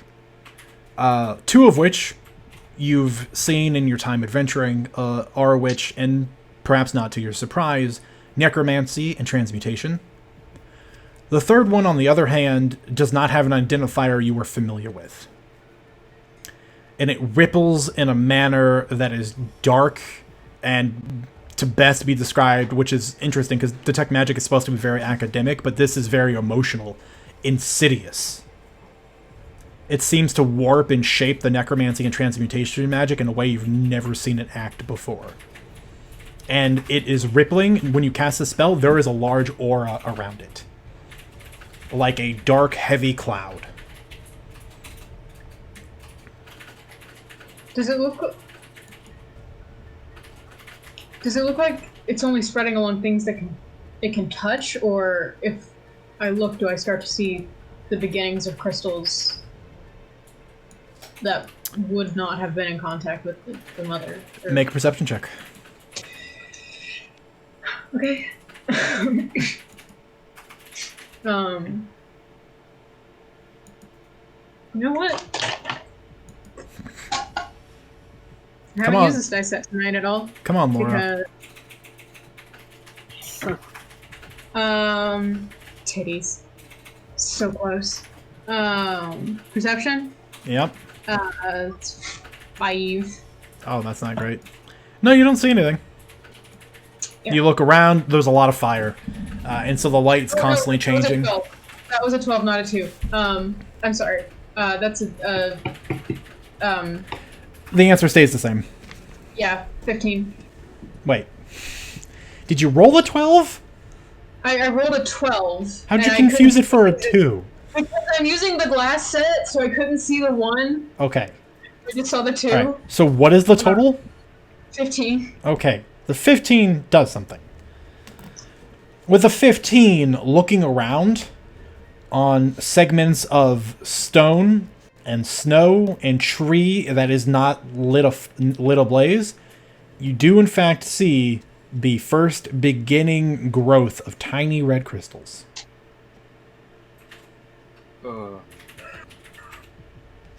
I'm just, everybody out. She's just backing everybody up and she's pointing it out. And she says, we have to do something. I'm trying. Are you backing us out of the aura? Yeah. How far away are we out, Dyer? If you exit the aura entirely, it's 30 feet away from the center crystal. You see something? Yeah, it's got this aura around it, this miasma. You can see there are other crystals that are growing on the trees that weren't even in contact with the original. So, unless we have any other ideas, like it all burns. You need any help?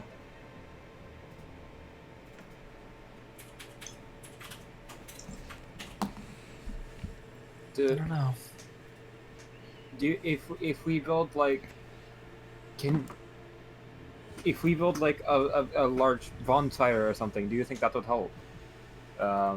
Currently glances to every tree that's already fully on fire.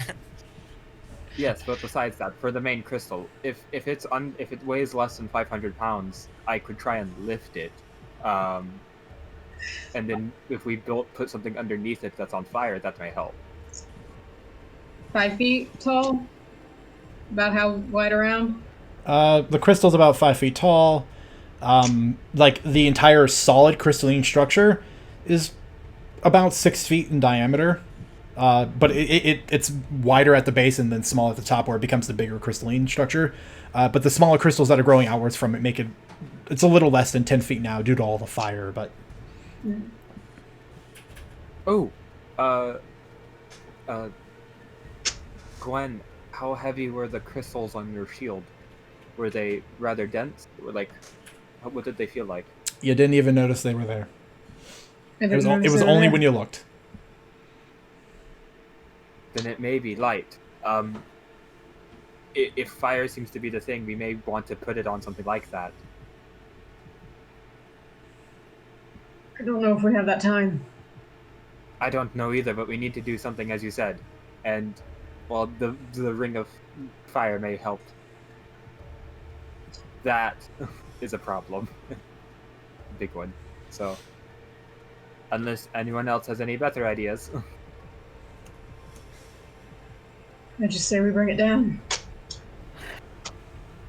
I don't. How far away are we from the fort? Like 10 minutes away. That's a decent. From the fort, trek.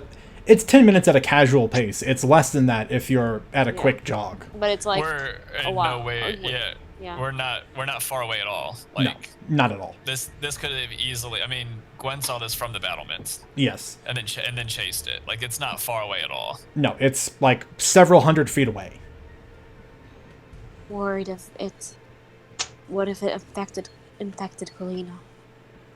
We must bring this down. It would be. Oh dear. I'm not sure if it's Damn that it, close enough Dyer. yet. Yes. Don't blame me. Blame the 19 I rolled for the encounter. I do.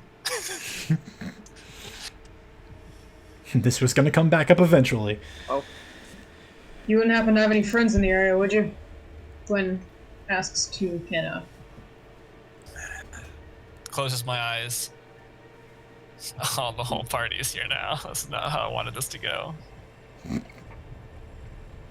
Well, it's a would Kenna or wouldn't Kenna. Someone fucked around and now you're finding out. So would it's a Kenna wouldn't. She's gonna close her eyes and take a knee, and then put her hand to the ground. I don't know how much snow is down here with all the fire that's been happening. But It's starting to melt. Is going to start the process of actually lighting the grasses on fire and whatever low canopy there is, not just full trees. Mhm. But then also close my eyes. I would like to roll a D100. Okay, go for it. Just put my hand on the ground and then Faith in you. cremator. There is a substance here in the forest that is consuming, malicious, and unnatural. It's a disease. I don't seem to have enough flame to fix this. Can you rid this? And rolling. Okay.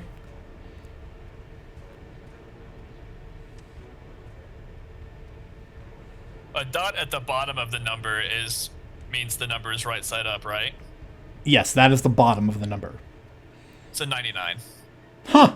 Oh! oh my god. Faith Oh. ham. Ah!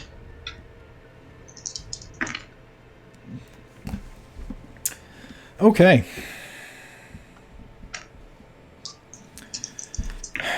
You kneel to the ground, palm pressed against the snow and earth. Fire beginning to lick up from around your fingers as the essence of your very soul begins to spread outwards and catch, alight anything nearby.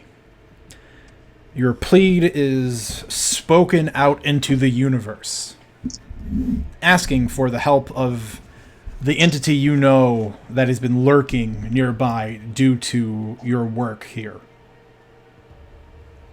all of you see as the golden light of the moon overhead begins to suddenly dim. Golden night. And while the moon maintains overhead, darkness sweeps in. And as it does, you watch as something eclipses the moon and turns the light golden to something fiery and orange. And from the darkness stalking beyond, you see a large, shadowy form of a huge, muscle-bound creature. As I've previously described the cremator, it looks like a cross between an enormous bear and a predatory cat. Somewhere between if there were a Black Panther cat, that's what this thing looks like. It's stalking up, and as it does, you watch as fire just erupts in gouts all around it. And while you can no longer see when the fire erupts, there are skeletal remains of trees where the fire stays. Swirling red, gold, and red runes ripple across its body in waves. As the fire flickers, so do they. And coming up on the opposite side from where Kenna is, this being steps into the ring of fire from the trees. And there is a voice, of which all of you can hear. But it is unusual in that it sounds like that of a young girl. This is wrong. This is not from here.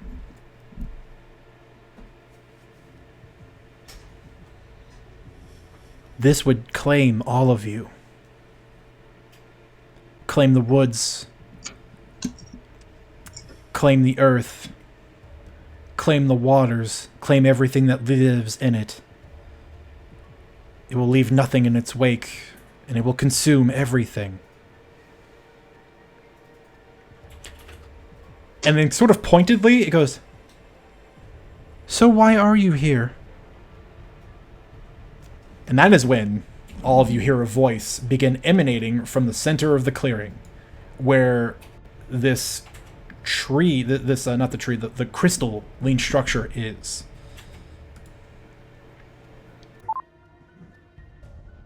I have come to claim all. I have come to expand. I have come to claim this world and all the worlds here for myself. I will become the new gods of this universe. And all of those here before me shall feed me to do it.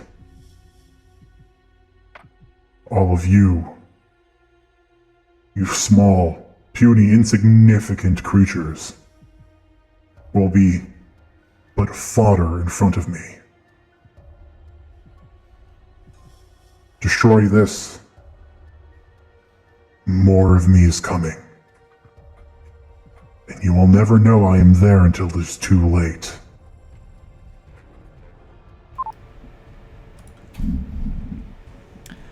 And kind of like if someone was in mid-sentence, the cremator reels up a huge paw, and in an arcing flame, a slash of fire and flame crashes through this crystalline substance. And as the shattered bits of the crystal kind of fly in the air, you just watch as they all ignite and spark and deteriorate into ash.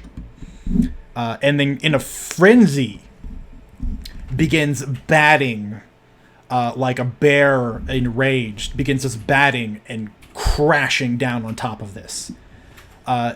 Just gouts of fire and flame erupting from all around it in the clearing. And after a cacophonous moment, the light slowly begins to recede as you watch whatever was covering the face of the moon begins to move. And as it moves, the actual golden light returns, the darkness fading away with it as it sort of crests over the scene. and you watch as nothing in this clearing for 50 feet or so exists anymore. It is all ash.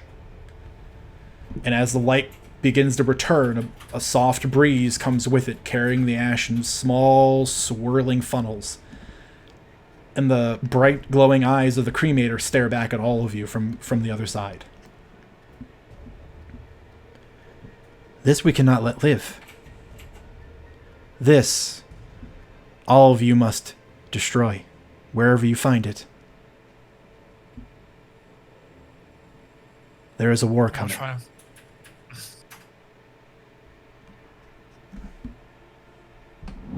I'll try my hardest. Kenna stays kneeled. Can I make that roll, please? What roll? Oh, sorry, I just can't say it. Can I check? Can I discern if this thing is Fey in nature, or can I just do that without? No, you can make a roll for it if you'd like. Oh, straight or? Intelligence. No. No, that's a 5. Yep. It's not that you don't know, you just have no way to confirm. Everything you know so far, easy thing to lean yes, but there's no 100% guarantee you're right. This is, I don't want to interrupt anymore, but, I do have my background does have something to do with Fae, but it is the Kenna moment. But any other time I have Fae, I do have a feature that is related to their appearance. I mean, you're here, it would happen. Oh, it's nothing big. It's just, when you're near a place, when the Fey realms overlap, or Fey creatures are more likely to speak at you directly and make you... Speaking at you directly, that's the only, thing. But I don't think it matters here, because it's a kind of moment. Oh, yeah, I see what you mean. Yeah, in most circumstances, that would probably be accurate. But yes, in this particular circumstance, it's speaking to the creature that to the entity it has a connection to. Yeah. And everybody, because I think he said everyone hears him talking. Oh, yeah. You guys heard everything. Gwen likewise takes a knee. Looks like Kenna and Gwen taking a knee. Nikolai also takes a knee, but raises his head a little bit. Do you have any more information about that? Or is this also the first time you're encountering it? Taking a knee. As the shade from the eclipse that's vanishing crosses over the cremator, standing before you in the clearing now is the form of what looks to be an 8-year-old girl. Pale white skin, feline features, long teeth, sharp claws, feline, bright orange, red eyes, and yes, in fact, pointed ears. It's basically if you know, more or less a tiny little cat girl. Standing before you, which matches the voice that you heard the enormous beast speaking with earlier. I do not know what this is. I merely know that it is crossing boundaries it should not. It's the first time I've seen this. But I suspect it is why one, such as the Spark Bearer and I, have found ourselves here.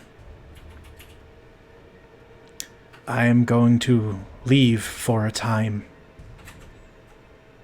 Report this. And I will return, hopefully with something to help us fight this.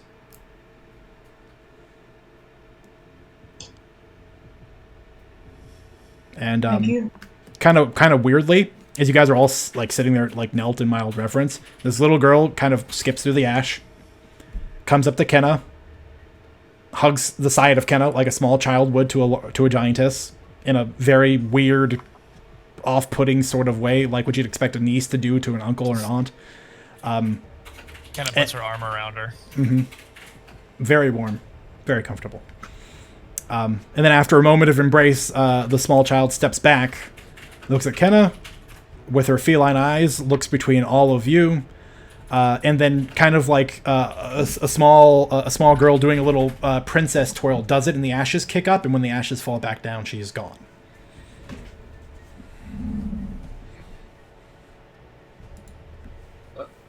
Gwen reaches over and puts a hand on Kenna's shoulder and just quietly says, "Thank you." It's over for now. What's that? What was that?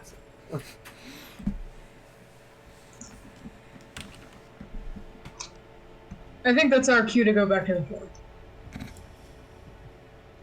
As you guys are Kinda just, all like, standing in a large clearing that just ceases to exist. Kenna just looks to Nikolai and goes, "We can ask me about it later." Gwen's Okay. Nice title you have there. Starts walking. It suits you. A little too well.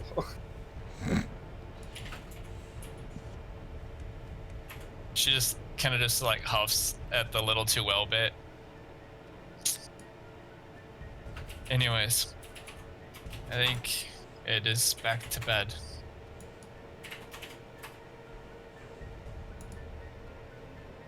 How much longer do I have on my watch? Well, technically, all of us probably consumed the rest of the little bit of an hour you had remaining. Was it fast paced there, fast paced back? Maybe like 15 minutes left. Yeah, okay. You chilling for like another 15 minutes or so. There wasn't a whole ton of time left when it occurred. It was towards the tail end of the watch. So yeah, you got like 10, 15 minutes.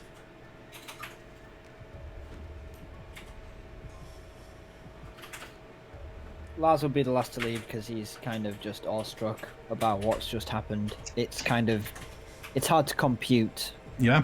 a mere mortal of what he's just witnessed. Well, Kenna would walk back with Lars because she doesn't want somebody to stand there alone at that spot. and I really can't drive home again.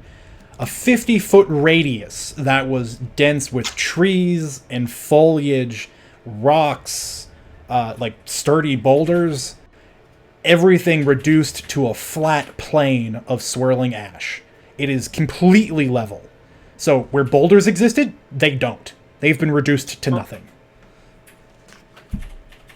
When Kenna and Morahain get back, Gwen has stripped out of her armor, and she's sort of like been looking herself over and looking over any of her gear for any of those little crystals that she saw growing outside the radius of the, or in the radius of the aura. And she's taken a little bit of time to just do that, and then and to check herself as well. Would they have been burned off in the radius clearing if any of them were on anyone? You don't know. That being said, Gwen, please make an investigation check.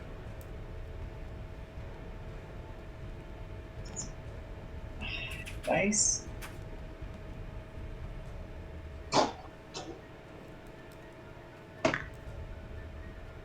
Um, 5 plus 5, 10.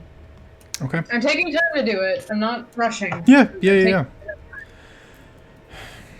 You work through your equipment, you check your wounds, and just kind of give yourself a thorough once over. Other than being covered in soot and ash, you don't find any remnants of crystalline substances.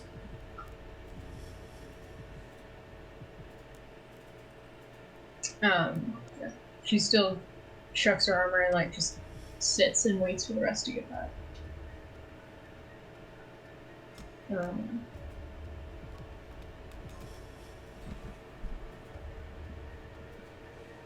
And when Kenna and Lars do come back, she sort of tries to head them off at the entrance of the fort and just pull Kenna aside for a second You alright? I'm okay. I prefer to not bother those above me, but I had no other options. It really didn't. I don't think they'll mind too much.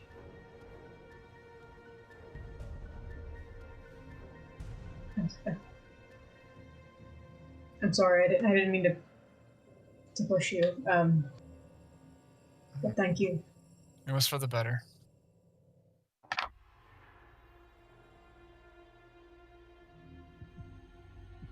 She just shoulder pat. Over your watch. Thank you.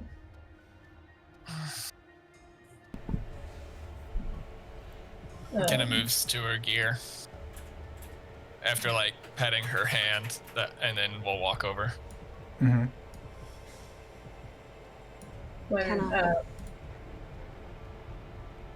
When you're gonna... Sorry. Gwen fixes herself a wineskin. Goes to sit down. Mm-hmm. I'm sorry. Before Edelweiss heads off to bed, they're just gonna approach Kenna. You should go down and tell Helena if you are staying up.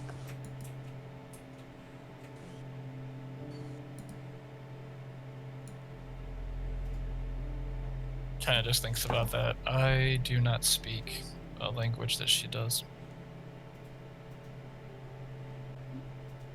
Do I know she's starting to learn Common? I hung out with her a bit, so I'm assuming so. Yeah, you probably start to see pieces of it come forth. She's starting to remember Common, so...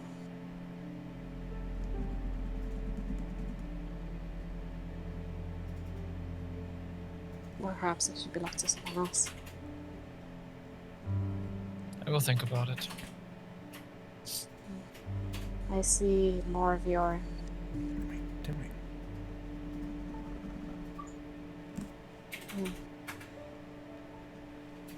I assume so, at least. I didn't catch that. What was that? Oh, they're just like, I suppose I saw your... And then just go, oh, I assume. Unsure if it is Faye or not. That's what they're aware of, but they're just not mentioning. Oh.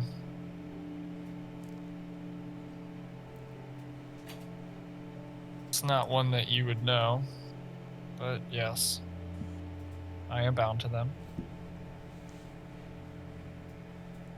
Don't think I would know. If I'm not bound, then at least they like me. I see.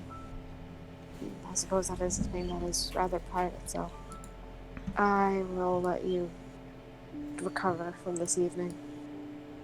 My apologies. Okay. Small bow. Just starts putting pyre in the fire. Pyre in the fire. It's not on purpose, and you know it. Mm-hmm.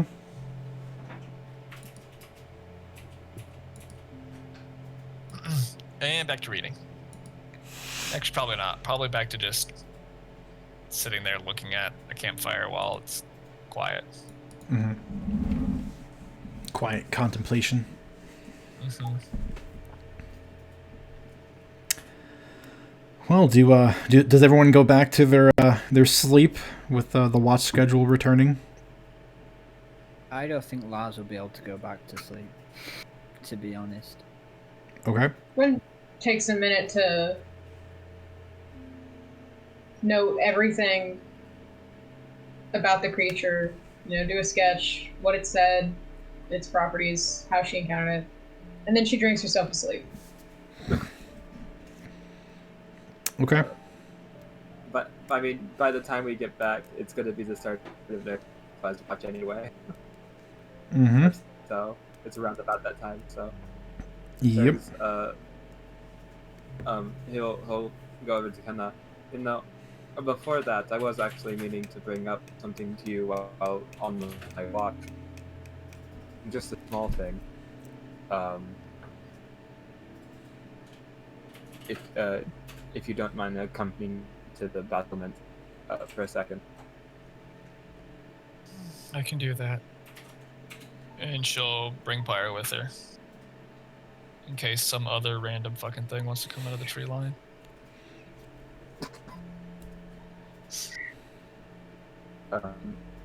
I'll leave them up. So, I'm not going to ask you about that, because I think that still needs some time. But you said that you would... I've been given times that you would think helping my people with dealing with nature and things like that. Well, clearly we see this area is far more than they can handle. How would you go about helping people like that? Or would you just recommend not even touching this area?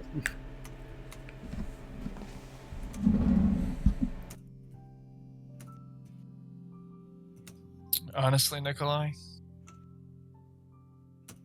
until your people know what is in the wilds, they shouldn't be in there to begin with. But if they had the knowledge of what was there, or what exists there, or what could be there, or they're able to actually befriend things that are from there, that would be the first start.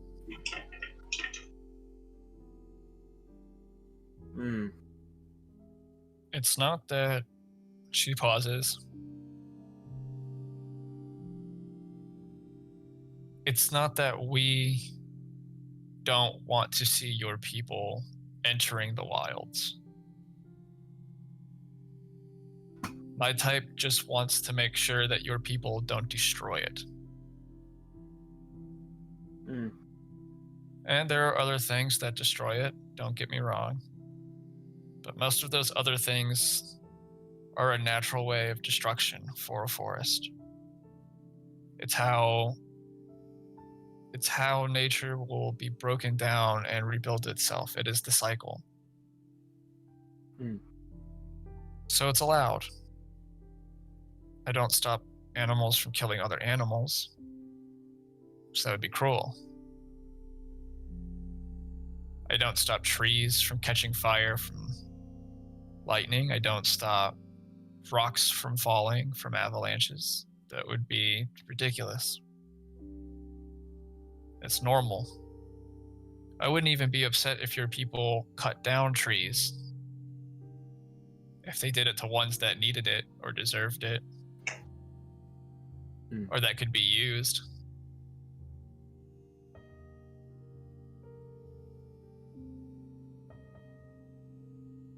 I think to start, your people would need to understand how it works. For instance, she looks around to see if anyone's like listening or around. If it's just us, the group of Vikings that I found, not far from that town at all. If your people had the decency to not cast them as outsiders or be hateful towards them, they probably could help your people.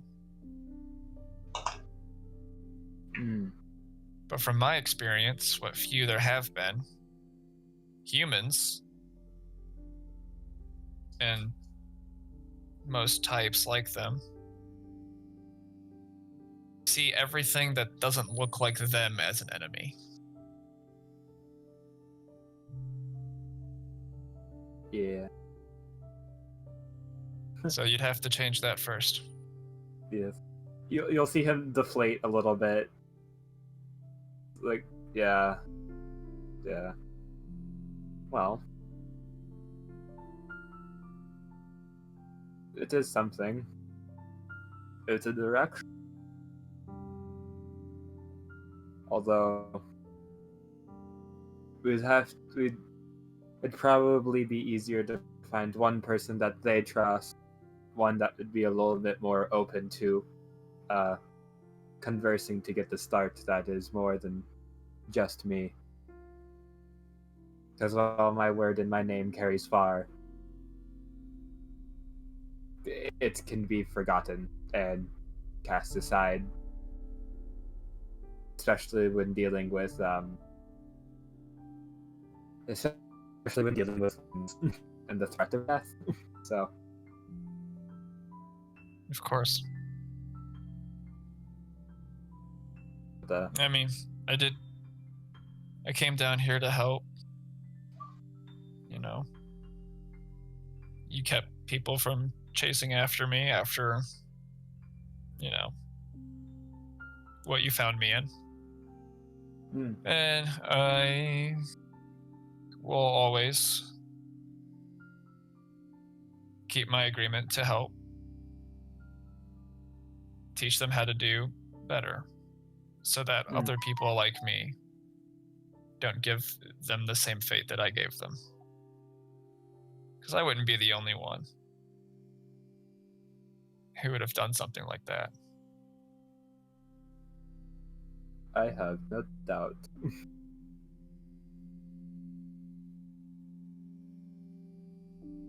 Okay.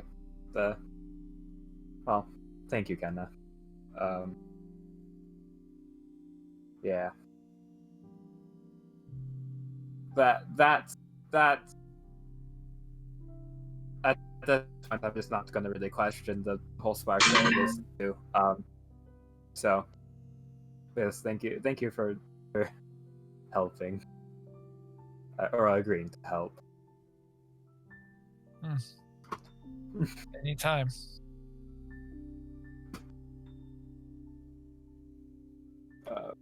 I am worried that more of that thing will be in this forest.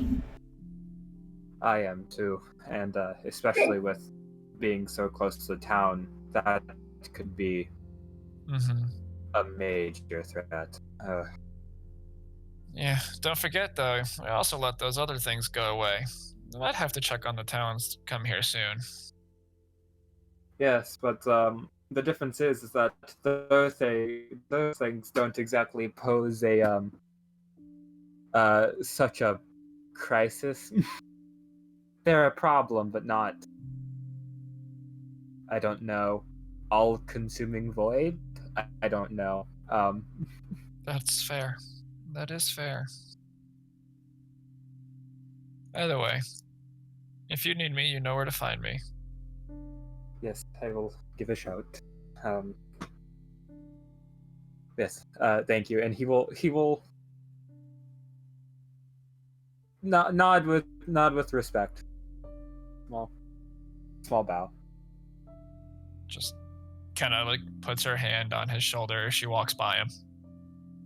Just, you know, one solid pat and then walks past and keeps going.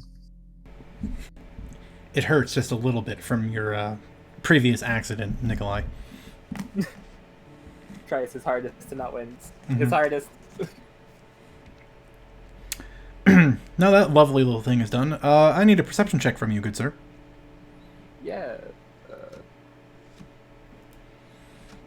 To make sure no more shenanigans sneaks up on you guys tonight. 21. That's really great.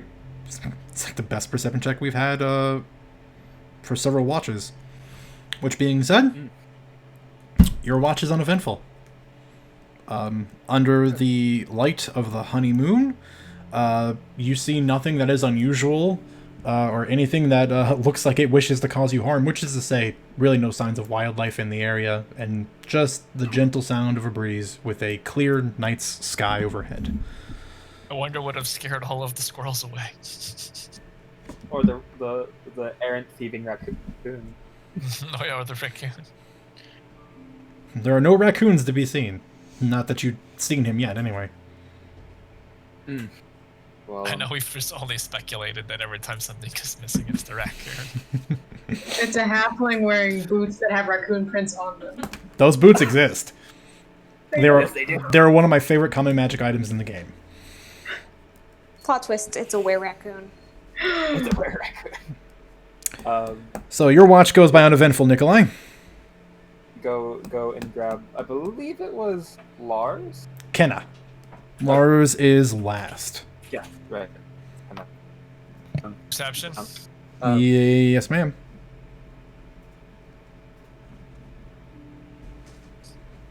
Oh, it's a +4 now. 17. 17.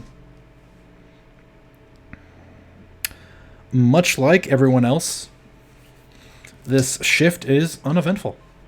It goes by with nary a worry and gives you plenty of time to do some light reading. Perfect. I wake up Lars.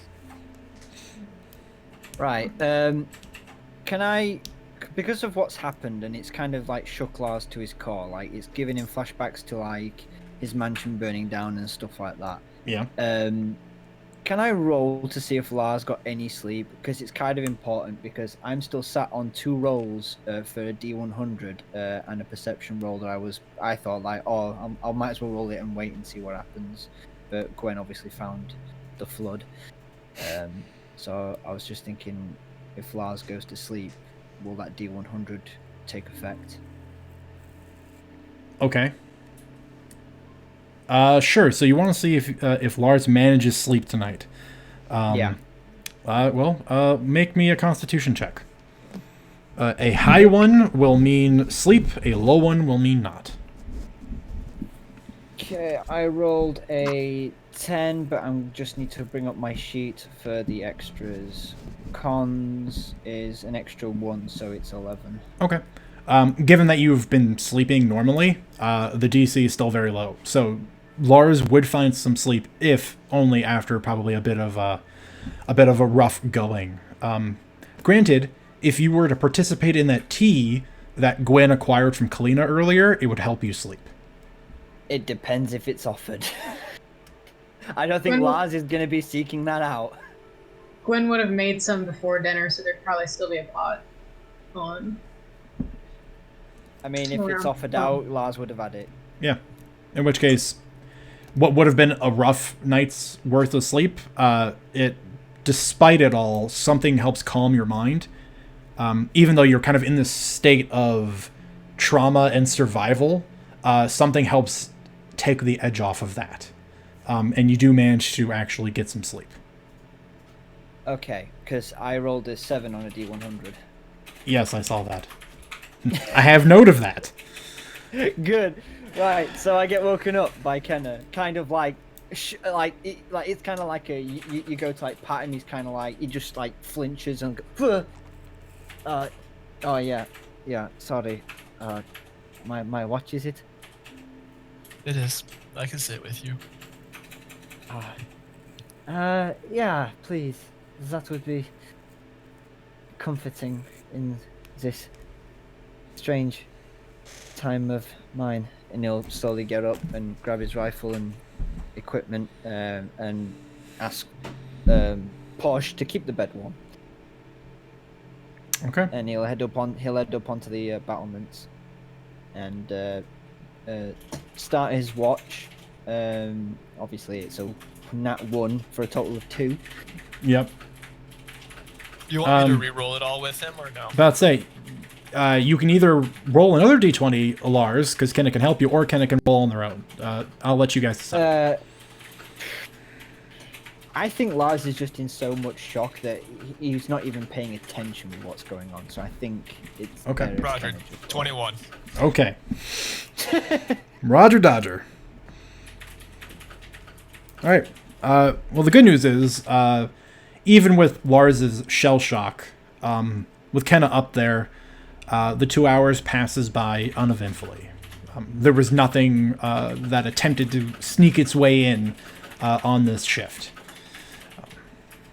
The night goes by quietly, with the honeymoon off in the far distance, slowly vanishing behind the edge of the mountain for the last time this evening. Hate to Just see it go. just absolutely completely randomly during that 2-hour session, Lars will just say, like, under his breath, you haven't burnt down any mansions in the past, have you?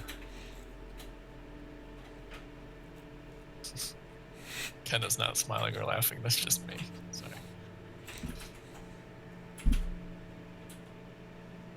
I have not. Why?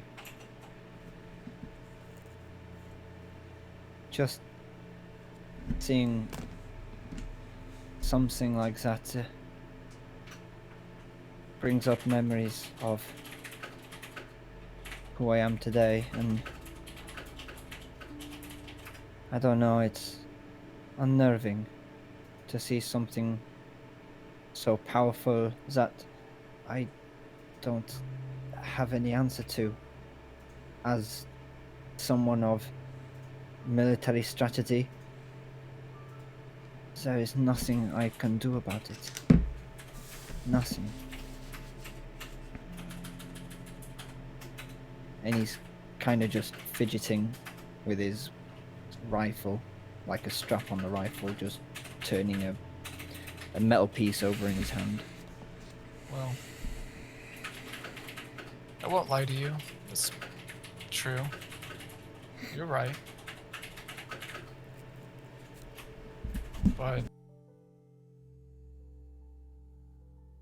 there's not. When it comes to fire, it can be the smallest flicker or the largest blaze. Right? We use it and we need it. But it can take everything away. It can be controlled. Started, stopped, put out. But as far as the cremator, you're right. Nothing you could do about it. Nothing I could. There's nobody here that could have done anything. That could do anything to stop her if we wanted to. That's not against you. It's not against any of us.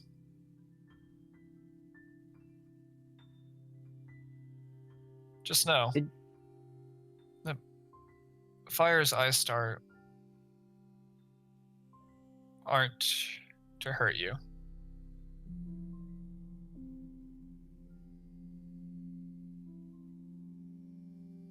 It's kind of hard to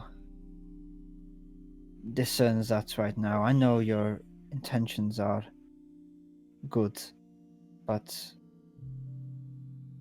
the searing heat and burning is burnt onto my brain like something that I associate with great pain and evil.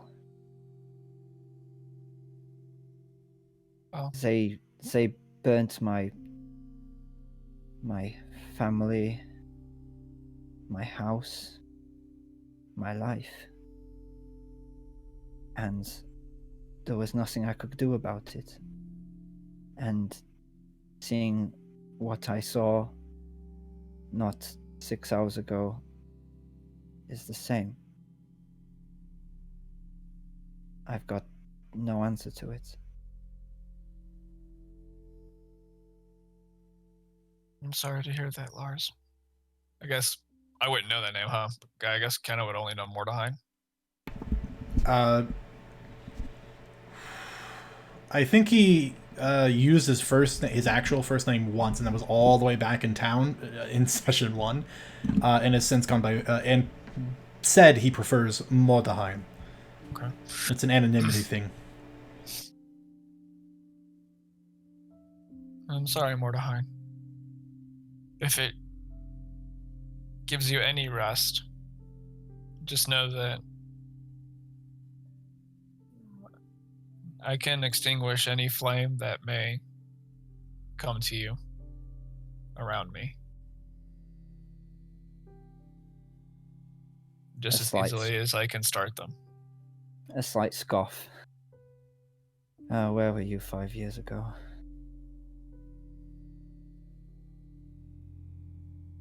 But he'll sort of like just get slightly closer and just like grip your forearm and just say,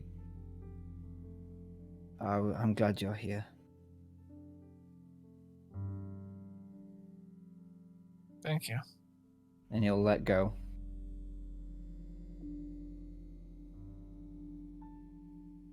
And that's all he's got. He wouldn't want to say anything else. He's just got a lot on his mind at the moment, unless Kenna wants to add anything else. Just before, because she's gonna sit up here with you, just, you just gotta know. Only because I wouldn't want you to hate me at all for any means of what I am. My flame is tied to me. It is not separate. I learned when I was young that, in a way, I am fire.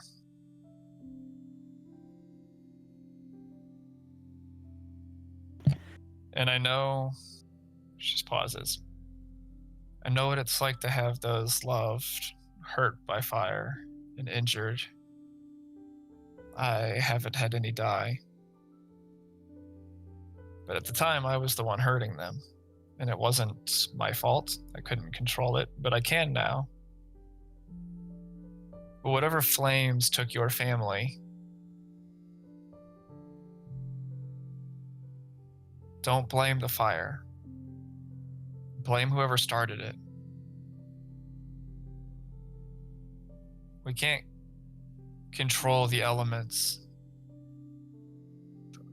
fully. People just use them to do their bidding. So whoever used the fire against you, just know that it's their fault. Oh, I know. I know who's behind it. I know who did it, but it's just tearing your life apart in that one fiery mess. It's hard. It's a hard image to take away from myself. But I know I don't hate you for what you are. It's it's who you are, and as a person, you've been the most level-headed person here. Someone who holds herself to a high regard, and that's something I can honor as someone who wants to be part of a unit. Now that I don't know if my family is alive or not. I need my own unit.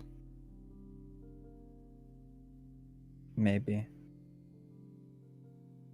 Kind of just looks over at you from out in the distance, looks over and turns and goes, well, if you ever want to live in the woods, I can make that happen. As you're walking away, you'll just shout, after today? Come on!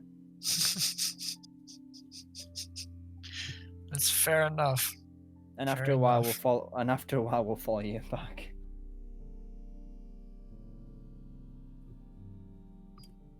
That'll do. Mm-hmm. Okay. The last watch for the evening is had. And through some camaraderie, it is survived. And the following morning will come as the last remnants of the gold and moonlight vanish, leaving you with a brief moment of complete and utter darkness, with the last hour before the sun begins to rise. It is yet again another morning. Everyone, despite the circumstances and through the aid of some herbal tea, sleeps well enough. Long rests are had. Wounds begin to heal. And you have a new day before you. Before we start the wrap-up, because that is rapidly approaching, given I've miscalculated my time a little today. What all do you guys have planned for today? This is mostly for me, so I know what I'm doing next week. It was just the media. Let's go find the meteor. I guess we're gonna go Yeah. find the meteor. Yeah. Okay, search for the falling star. Yeah, now that we know Also, there's a... tell Kalina before we leave, if anyone has yet. Okay. Now that we know there's an Nexus or alien Thursday, but blood parasite running around, maybe go check out the thing that fell out of space. Seems like a good idea. They couldn't possibly be related, right? or maybe it's gone. How many aliens can we get in this dang campaign? I guess we're gonna find out. By fucking around. Find out on the next episode of Moonrise Campaign. Well, I guess there's no better way to do the outro than that. Thanks for watching, everybody. Thank you. And I suppose, for those of you who are new, thank you for showing up. I appreciate the raid. That was cool. Don't see that too often. And, we stream here every Tuesday, same time. Noon Pacific to 4. 3 to 7 Eastern. Feel free to show up. I'm going to be posting a schedule of a lot more other games that are going to be streamed on this channel. Multiple games every week. So feel free to tune in and show up and talk to us and be friends, because we need more friends in this day and age, right? I do like ones. But until next week, with the Moonrisers, stay frosty. Frosty.